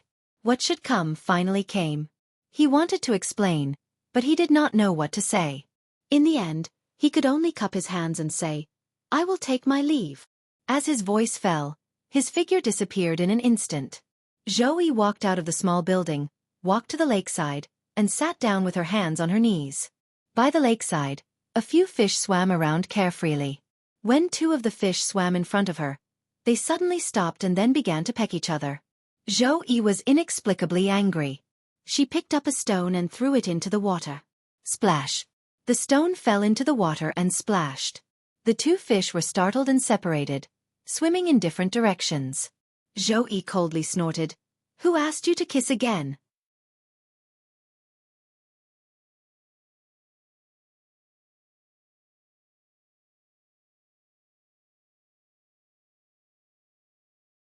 Now that he thought about it, Li Mu realized that he had such a strong desire to possess the Empress.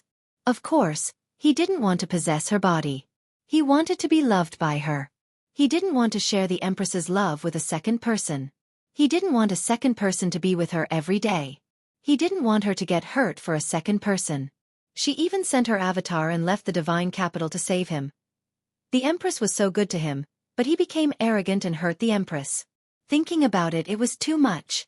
Li Mu stood up and said, "Drink by yourself. I'll leave first." After leaving the restaurant, Li Mu first used a sound transmission magic treasure to contact Lu Hanyan and Li Qing, who were far away in the North County. He told them which small building in the cave belonged to the Empress. As for the reason, he explained it very clearly. Becoming the Empress of the Great Zhou wasn't her intention. When the Emperor Qi in the ancestral temple condensed and the Great Zhou had a new emperor, she would retire. She would grow grass and flowers and become their neighbor as an ordinary woman. Different from Li Mu's deduction, Lu Hanyan didn't blame him and didn't make trouble for no reason. Instead, she asked Li Mu to apologize to the Empress on her behalf. This way, Li Mu only needed to obtain the Empress's forgiveness. He slowly sighed and walked toward the palace gate. Changle Palace. Zhou sat on the dragon throne, but she wasn't in the mood to read. Mr. May saw that the Empress was unhappy. He stood quietly to the side and didn't say anything. Zhou didn't say much. She snorted and asked, "Mei Wei, what's the punishment for deceiving the Empress according to the law?" Mr. May said softly, "Your Majesty, the punishment for deceiving the Empress is execution according to the law." She raised her head and said, "I don't know who is so bold. I'll have someone catch him and bring him back for questioning," Zhou said angrily. She only said one word, then she was discouraged. She shook her head and said, "Forget it." Mr. May thought for a moment and asked, "Did Li Mu make your majesty angry again?" Hearing someone mention it, Zhou felt wronged again. She couldn't help but say, "He gave away the small building I built and my flower garden to others. He even lied to me. Don't you think I should punish him?" Mr. May was also angry after hearing this. He said, "You should. Your majesty is so nice to him. This bastard dared to do this to your majesty. I'll catch him and give him 100 beatings." Zhou hesitated and said, "You don't have to punish him so severely, do you?" Mr. May said, "He should be taught a lesson." Zhou sighed and said, "Forget it. I'm not related to him. It's normal for him to be nice to his wife." Mr. May was even more indignant. He said loudly, "Your majesty is so nice to him. You dote on him and protect him. When the tributes from the counties arrived, he was the first one you thought of."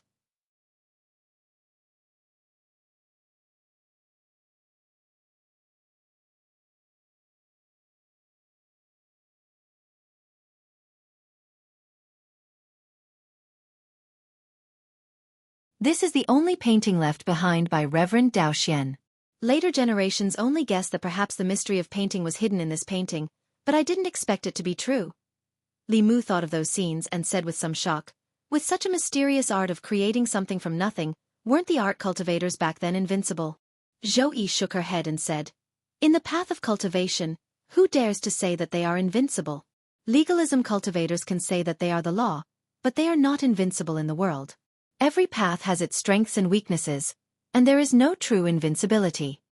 Although each path of cultivation has its strengths and weaknesses, but if one cultivates all paths, one can learn from the strong points to make up for the weak points, and might not be invincible." At this moment, Zhou stretched out her hand, a white light flashed, and the painting appeared in her hand again.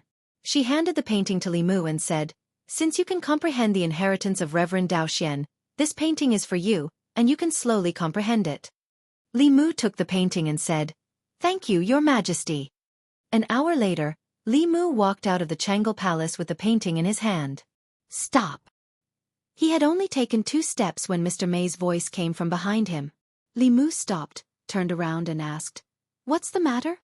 Mr. May walked up and knocked on his head. "You're all grown up now, and you don't even call me sister anymore." Li Mu glanced at her and asked, "Is there a sister who would risk her life to kill her brother?" Mr. May's face darkened, and he said, "Don't mention this to me again." Li Mu was just saying, Mr. May watched the Empress grow up, and he must be closer to her than Li Mu. Just based on this, not to mention her, even Li Mu himself felt sorry for the Empress. Mr. May glanced at him, and saw the thing in his hand, and said in shock, "Her Majesty actually gave this painting to you?" Li Mu looked at the painting in his hand, and asked, "Is there a problem?"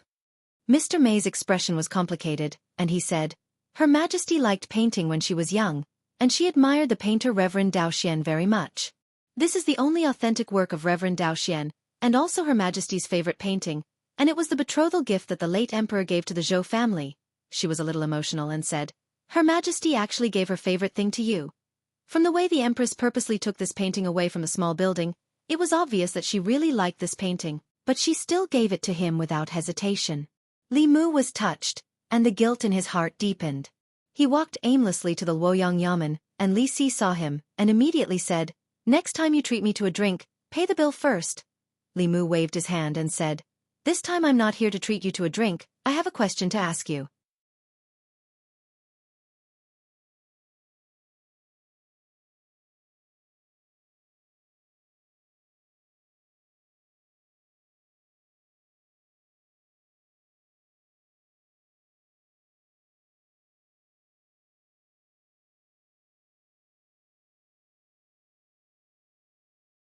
The remaining small countries in the south also respected Great Zhou. They paid tribute every 5 years in exchange for Great Zhou's protection. This was the first time the various countries paid tribute since the Empress ascended the throne. It was even more important to show them the majesty of a great country. 2 men walked on the streets of Fairy's capital. The young man kept looking around as he walked. He sighed and said, "Shangzhou is indeed Shangzhou. This is the most prosperous, most imposing and cleanest city I've ever seen." The other middle-aged man shook his head and said in a low voice, "It's only bright on the surface. You have no idea what kind of life the commoners live here are living. What kind of darkness lies beneath all this brightness? The young man looked around and said doubtfully. But it looks like they're living a good life, the middle-aged man said faintly. It's all an act. Every year, the great show court does this. After the tribute, everything goes back to normal. The young man looked carefully again and shook his head. I don't think they're faking it. Some things can't be faked. You're still young. There are some things you can't see through. The middle-aged man looked at the commoners of Great Zhou who walked past him. His lips moved, but he didn't say anything else. The last time he came to Fairy's capital, it was during the reign of the previous emperor. At that time, Fairy's capital looked brighter on the surface than it was now. However, the commoners of Great Zhou had faces full of numbness and despair. It left a deep impression on him. However, when he came to Fairy's capital again today, it was still the same Fairy's capital. However, the commoners of Great Zhou didn't seem to be the commoners of Great Zhou of the past. The numbness and despair on their faces were no longer there. Instead, it was replaced by smiles from the bottom of their hearts. Every commoner's eyes were shining. Was this still the Fairy's capital he knew? The middle-aged man was shocked. He muttered, "What happened here in the past 5 years?" At a tea stall by the roadside, a few passers-by were drinking tea and chatting. I wonder where Lord Li went. I haven't seen him in a long time. It's been a long time. The last time I saw him was a month ago. Lord Li just got married not long ago. He should be accompanying his wife. We're all experienced people. We can understand. Lord Li will probably come back. I feel uneasy when he's not in Fairy's capital. Me too. If I don't greet Lord Li every few days, I feel like something is missing. With Lord Li around, there's more to life. A middle-aged man sat by the tea stall. He looked at them and asked curiously, "Excuse me, who is this Lord Li you're talking about?" The few of them looked surprised. They exclaimed, "You don't know Lord Li?" The middle-aged man smiled and said, "We're not from here. We don't know much about Fairy's capital."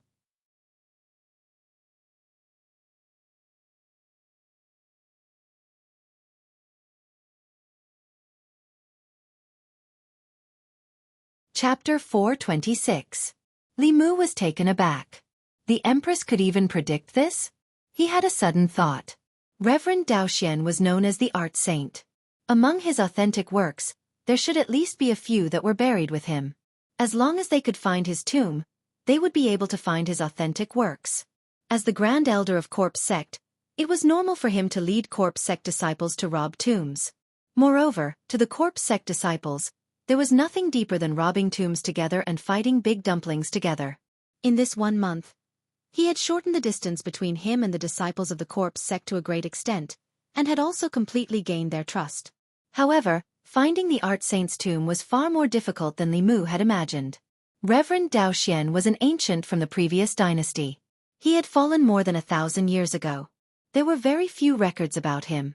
With the help of the Corpse Sect disciples, Li Mu spent almost a month to find his tomb. It was also thanks to the Corpse Sect. They were not good at other things, but digging tombs was something that every Corpse Sect disciple was familiar with. In order to steal strong corpses to refine corpses, they had to be proficient in feng shui knowledge. This was very useful for exploring tombs. An outstanding Corpse Sect disciple was definitely an outstanding feng shui master. A skilled feng shui master did not even need to consult ancient books. They only needed to use their eyes to see if there was an ancient tomb in a place. Based on the feng shui of the tomb, they could determine the position or strength of the corpse of Mu Zhong when he was alive. Reverend Daoist was the last painting master. After him, the art of painting was cut off. In these years, countless people had searched for his tomb. Naturally, there was a lot of information about this. However, after 1,000 years, no one had found it. The Corpse Sect had searched for it before. However, everyone knew that Reverend Daoist, the art saint, had dismembered himself before he fell. His tomb was only a cenotaph. This, to the Corpse Sect, was naturally boring. Many years ago, they spent a lot of effort but still could not find his tomb. The Corpse Sect gave up immediately. After all, there were more strong warriors' tombs waiting for them to explore. This time, the members of the Corpse Sect had searched for an entire month. They didn't know how many tombs they had snuck into and investigated before they finally found the tomb of the art saint. The dignified art saint, a powerhouse of his generation, had actually built his tomb in such a simple and crude manner. Ordinary people would probably think that it was a commoner's tomb. This was also the reason why no one had ever found this tomb in the past 1,000 years. If it wasn't for the fact that Li Mu just happened to have an authentic painting of the painting saint in his possession that produced a subtle connection with the objects buried with the tomb, Li Mu would probably have missed it as well. Looking at the Empress's shocked expression, Li Mu said with a straight face, "I am doing this for the inheritance of the art Dao. I believe that Senior Art Saint won't blame me. Besides, there are no remains in his tomb, so it isn't considered an offense." "Oh right, whose paintings does your Majesty like? I will send people to dig them up." The people of the corpse sect are very good at finding and robbing tombs. Mr. May stood in the middle of the hall with a stunned expression on his face. Damn it, this was clearly a very disappointing matter. Why did it sound so sweet when it came from Li Mu's mouth? After Zoe came back to her senses, she hurriedly said, No need." Then, she suddenly realized something. Looking at Li Mu, she asked, "Could it be that you weren't at Mount Baiyun this month?"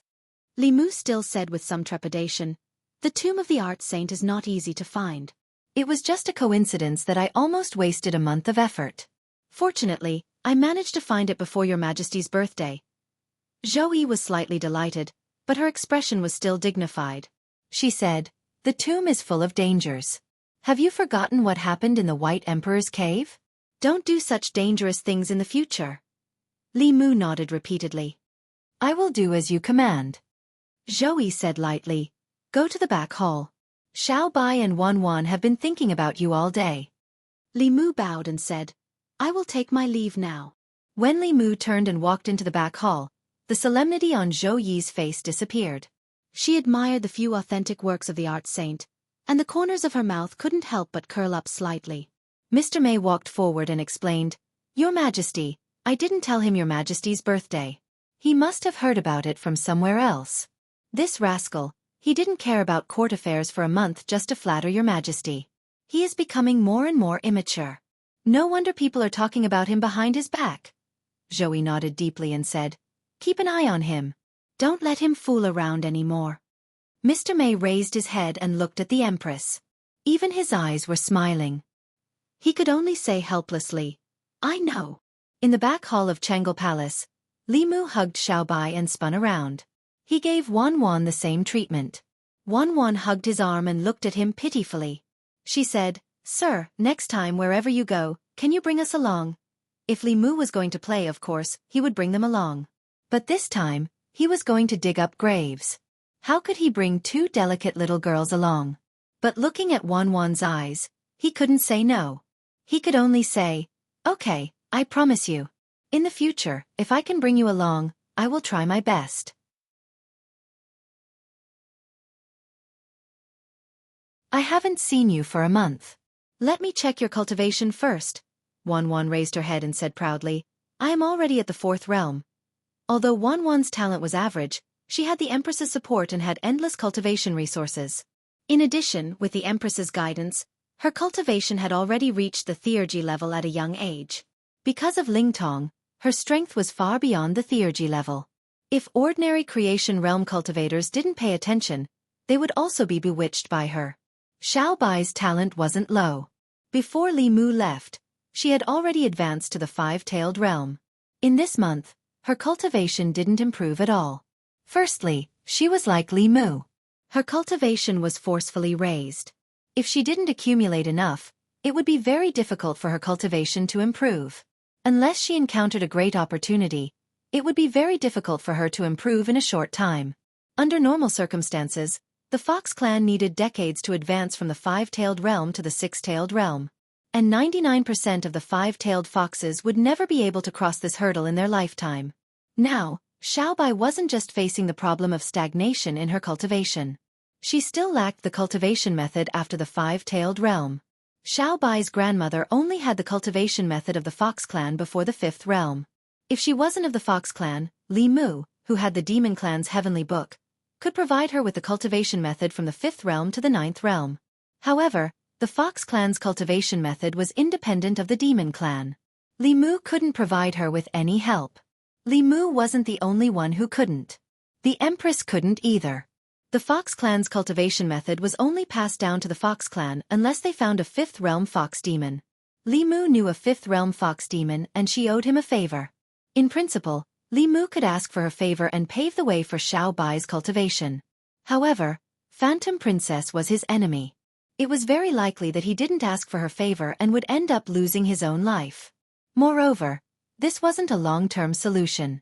Even if he had the cultivation method for the fifth realm, he still didn't know anything about the sixth realm. When Xiao Bai's cultivation level increased, she would encounter the same problem. Actually, there was another way. That was to let Xiao Bai cultivate the ordinary demon Dao. She was already at the fifth realm and had already surpassed consciousness opening, fetus molding, and transfiguration. She only needed 1 or 2 years to condense a demon core. However, this way, her identity as a Fox clan member would be wasted.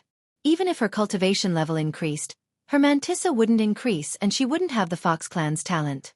Unless it was absolutely necessary, Li Mu wouldn't let her take this path.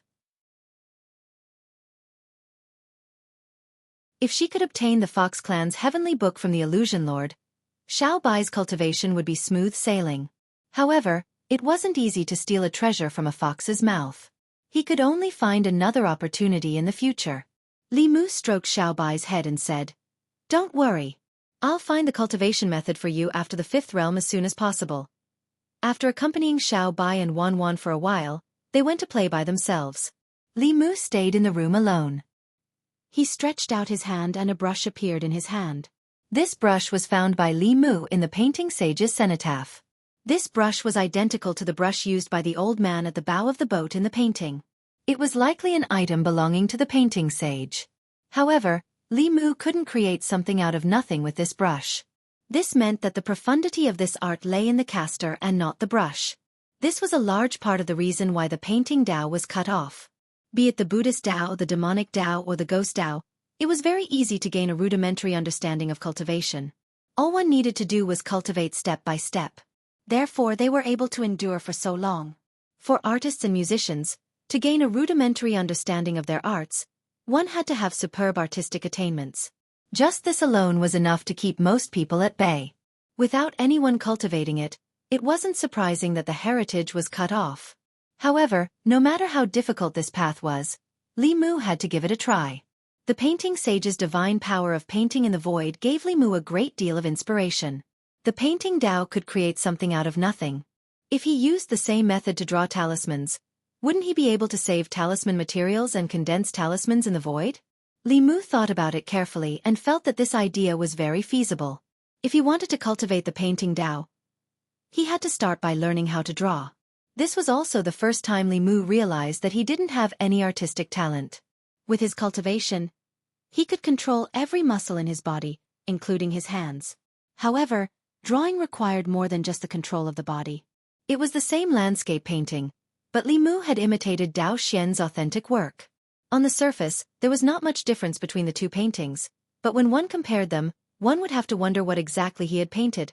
In the room, Li Mu looked at a new painting on the table and frowned. The Empress walked in from outside and asked, "What are you doing?" Li Mu said, "Your Majesty, can you help me take a look and see what's wrong with this painting of mine? It has form but no spirit. You haven't gained a rudimentary understanding of it." Zhou Yi glanced at it and said lightly. She then asked, "You want to learn to draw?" Li Mu nodded and said, "It seems that I can't just draw blindly. I have to find someone to guide me." "Who should I find?" The Empress looked at the painting and coughed lightly.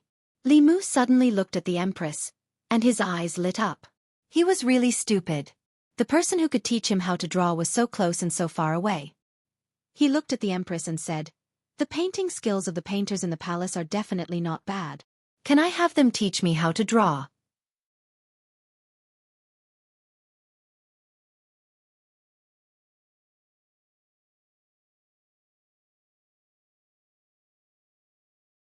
Lord May said indifferently, "You are the most experienced and skilled painters in the palace." Li Mu, the Imperial Secretariat's official, is currently learning how to paint. He wants to find one of you to teach him. The white-haired old man stepped forward and said, I admire Sir Lee's actions very much. I'm willing to use all my life's knowledge to teach Sir Lee painting skills. The other middle-aged man didn't dare to show weakness and said, It's my honor to teach Sir Lee. I'm also willing to teach him all my painting skills, the last young man said. If Sir Lee is interested in painting women, you can come to me at any time.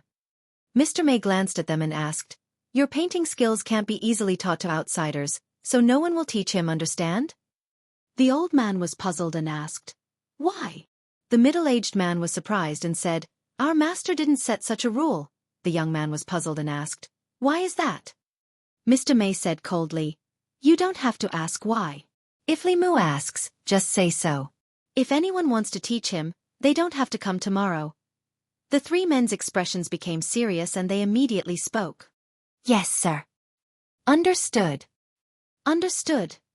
After Lord May left, the three of them looked at each other with puzzled expressions. One moment he's allowed to teach, the next moment he's not. Is he going to teach or not? Of course not. Didn't you hear what Commander May said at the end? Whoever dares to teach him can pack up and go home tomorrow. Let's listen to Commander May. She's by His Majesty's side. Her wishes are His Majesty's wishes. We can't go against his orders. If he wants to teach, then teach. If he doesn't want to teach, then don't teach. What is His Majesty playing at? All right, I remember that His Majesty also likes painting. The Art Saint's original work is in His Majesty's hands. If he doesn't want us to teach him, does His Majesty want to teach him himself? Shoo, be careful with your words. Changle Palace. Li Mu had been standing there for 15 minutes. He was eating the grapes given by the Empress while waiting for Mr. May to return. Li Mu was quite confident about this matter. Although many people in Fairy's capital didn't like him, there were even more people who liked him. He wasn't loved by everyone, but with his status, it shouldn't be a problem to hire a few court painters to teach him painting. Moreover, the Empress had given him a verbal order not to force them. It was just a casual remark. Everyone knew that the Empress favored him the most. If anyone dared to refuse, they wouldn't have to come to work tomorrow. Soon, footsteps could be heard outside Changle Palace. Mr. May walked in and bowed. Your Majesty, none of the three painters are willing to teach him. Li Mu was stunned. Then he asked in disbelief, Why? Lord May explained, They said that their painting skills are not taught to outsiders, so they can't teach you. Zhou glanced at Li Mu and said calmly, Since they have such a rule, I can't force them. You'd better find someone else. Li Mu couldn't accept this fact. He personally went to the Secretary Province and found the three painters. The old man said apologetically, Lord Li, I'm really sorry. Please forgive me for not being able to help you. I once swore to the heavens that I wouldn't teach my painting skills to anyone else. Otherwise, I'd be struck by lightning and die a horrible death. Li Mu looked at the middle-aged man. The middle-aged man immediately said, Same for me. The young man also immediately said, Same for me. Li Mu shook his head and said disappointedly, I finally know why the art of painting was cut off. If the painters in the past were like you, it would be strange if the art of painting didn't change. Li Mu had been curious before. Taoism was easy to get started with, and it was easy to get started with it. Furthermore, it was open to the public and did not hide anything. It served them right to flourish. Even if it was harder to learn the art of painting, could it be harder than legalism? Nowadays, legalism still appeared often, but there were no painters. This might be the reason. However, Li Mu couldn't force others to follow this rule. At most, he could only lament their misfortune and be angry at their incompetence. After returning from the Secretary Province, Mr. May suddenly said, Why don't you let Her Majesty teach you?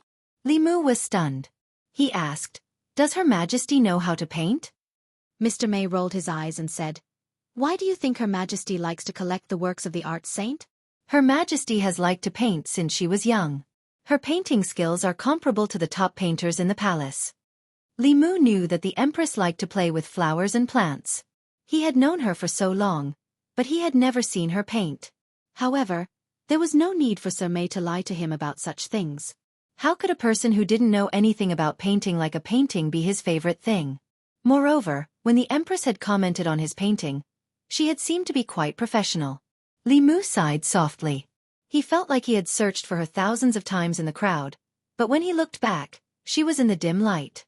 It was just that the light was too dazzling, and Li Mu didn't notice it for a moment. It turned out that the Empress was the person he had been looking for. Changle Palace. Wan Wan looked at the table full of dishes and said in surprise, "What's the occasion today? Why are there so many dishes?" Xiaobai looked and said, "They all seem to be Sister Zhou's favorite." Wan Wan said, "I like them too." Xiaobai muttered, "As long as it's edible, you like it?" Li Mu patted their heads and said, "Today is your Sister Zhou's birthday." Every dish on the table was made by Li Mu himself, and they were all the Empress's favorites. He hadn't made so many dishes for a long time.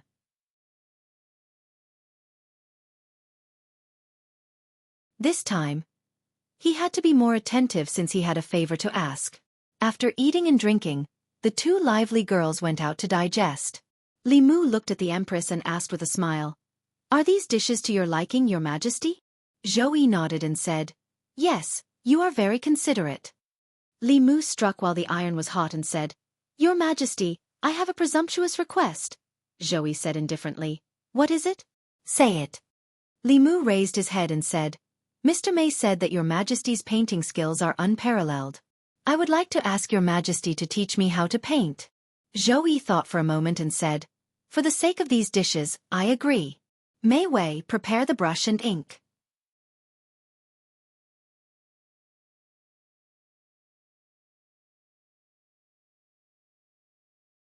Chapter 428. In Changle Palace, Li Mu quietly watched the Empress paint. At this moment, the Empress was the most serious, just like when she was trimming the flowers and plants. She painted the same landscape as Li Mu and used the same brush and ink as Li Mu. The mountains and water in the painting were lively and lively, unlike the empty mountains and stagnant waters in Li Mu's painting. What depressed Li Mu the most was that the two paintings looked similar at first glance, but when he felt it carefully, there was a world of difference. After finishing the last stroke, the Empress put down the brush and said softly, "The art saint once said that there are 3 realms in painting. Painting the mountain is a mountain, painting the water is water. Painting the mountain is not a mountain, painting the water is not water. Painting the mountain is still a mountain, painting the water is still water. You have only just entered the first realm. You can barely draw the shape of the mountains and rivers, but you can't draw the meaning of the mountains and rivers." Li Mu asked, "How can I draw the meaning of the mountains and rivers?" The Empress said leisurely, "See more and paint more. When you have enough experience, you will naturally be able to draw the meaning of the mountains and rivers. I will teach you the basic techniques first. If there is anything you don't understand, you can ask me." Li Mu asked again, "How long will it take for me to reach the second realm?" Zhou said indifferently, "At least 2 to 3 years, at most 20 to 30 years. It depends on your comprehension. The improvement of one's painting skills couldn't be achieved in a day." Li Mu could only learn slowly from the Empress. The Empress would give Li Mu pointers every day. Other than the basic practice, Li Mu would also immerse himself in the art saint's authentic works and seriously comprehend them. He would improve a lot every day. These days, what surprised Li Mu was that the Empress was actually so artistic. In the past, Li Mu's understanding of her was limited to the fact that she was beautiful, a cultivation genius, a 7th realm elite, a petty and simple queen who liked to play with flowers and plants, and a sweet and naive one. If the Empress hadn't mentioned it, Li Mu wouldn't have known that she was also a master painter. Later on, he found out that before he entered the palace, Zhou of the Zhou clan was famous in the divine capital for his talent in cultivation and his attainments in painting. Li Mu had been with the Empress for a long time. Based on his understanding of her, when Zhou Qiong was a young girl, she probably only wanted to have her own flower garden in the future so that she could plant flowers and paint when she was in the mood. But after she became an adult, these things became more and more distant from her. Mr. May and Li Mu walked in the palace. She let out a sigh of relief and smiled.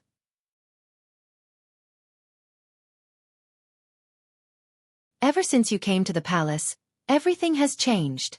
In the past, the emperor could only go to the royal garden after morning court. He had no time to paint. Sometimes when I patrolled late at night, I could still see the emperor sitting on the roof." Li Mu rolled his eyes at her and said, "Isn't it because the things that should have been done by His Majesty have been done by me these days? Otherwise, His Majesty wouldn't have so much free time." Mr. May smiled and said, That's why, if only you had entered the palace 3 years earlier. If you had entered the palace 3 years earlier, the emperor wouldn't have had to suffer these 3 years. 3 years ago, Li Mu wasn't Li Mu yet, so such a possibility didn't exist. For the current Li Mu, if he had to deal with memorials every day, he would also be annoyed. It was better to help the empress complete her great cause and then live in seclusion in the fields, planting vegetables and flowers. In the past year, the faith of the people in the 36 counties of the Great Zhou had almost doubled compared to a few years ago. In terms of governance, the only emperor in the history of the Great Zhou who could compare to the empress was Emperor Wen. If the current policy was maintained and the people were allowed to recuperate for 10 years, surpassing Emperor Wen wouldn't be difficult. In these 10 years, the faith of the people in the Great Zhou would gradually stabilize and wouldn't increase too much. In this way, the nurturing of the emperor's qi would be far away in the future. To accelerate the nurturing of the emperor's qi and allow the empress to be liberated sooner, the only way was to greatly increase the faith of the people in the counties.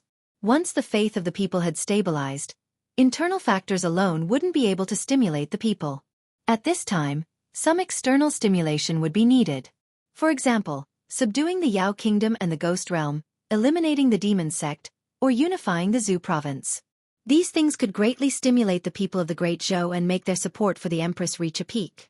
Naturally, there was no need to worry about the faith of the people.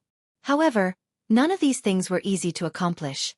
On the contrary, it was easy to waste all the previous efforts. Once the Yao Kingdom or the Ghost Realm invaded, or the Demon Sect wreaked havoc in the counties, causing the Great Zhou to be in turmoil, all the efforts he and the empress had put in over the past year would be wasted. Of course, the Great Zhou could still keep these forces in check at the moment. The only trouble was the southern countries. For a long time, the southern countries were vassals of the Great Zhou. Every year they paid tribute. The Great Zhou provided protection for them. At that time, the Great Zhou was undoubtedly the overlord of the Zhou continent. However, the successive two incapable emperors caused the Great Zhou's national strength to rapidly decline within a few decades. It also caused the vassal countries in the south to have disloyalty. In these few decades, the tributes from the various countries went from once a year to once every 2 years, once every 3 years, and once every 5 years until the end of the previous emperor's reign. Now, the Shao royal family had even lost control of the Great Zhou. Such a large empire had fallen into the hands of a woman. The thoughts of the various countries became more active. This time, the ambassadors of the various countries took advantage of the tributes and gathered in Shendu. They had already communicated with each other. It seemed that they had reached some kind of tacit agreement to completely break away from the Great Zhou and cancel the tributes. Although this didn't cause any substantial losses to the Great Zhou, it was a huge blow to the hearts of the people. The Great Zhou used to be the Celestial Empire. The surrounding countries all submitted to it.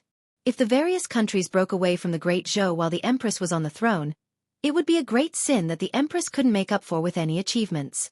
Although this was a mess left behind by the previous 2 emperors of the Great Zhou, they were already dead. The people would only blame the Empress. Li Mu pondered for a moment. He looked at Mr. May and asked, "Is it true that the various countries want to break away from the Great Zhou?" Speaking of this, Mr. May's expression became serious. He nodded and said, "It is true. In these few decades, the various countries have become more and more dissatisfied with the Great Zhou. The last time the various countries paid tribute, because of the previous emperor's incompetence, caused the imperial court to lose face in front of the ambassadors of the various countries. It also caused them to become disloyal. In these 5 years, from the passing of the previous emperor, to the Zhou family seizing the emperor's qi, and the ascension of the empress, the Great Zhou has been in turmoil. Their ambitions can't be hidden anymore," Li Mu said calmly. "This is normal. Who wants to be a vassal of others forever? To them, they probably want the Great Zhou to be destroyed. They want to take advantage of the chaos to carve up the Great Zhou." Mr. May said angrily, "A bunch of immature wolves. They probably forgot who helped them defend against the enemies of Yenzhou and Changzhou. Without the Great Zhou, they would have been swallowed up by others long ago. Not even dregs are left." Li Mu shook his head and said, "Calm down. Times have changed. It is no longer the time of the previous emperor. Even if they really have disloyalty, I'm afraid they don't have the guts." Honglu Temple. The residents of the various countries' ambassadors. In a courtyard, a middle-aged man in a long robe and a young man beside him stood quietly in the courtyard.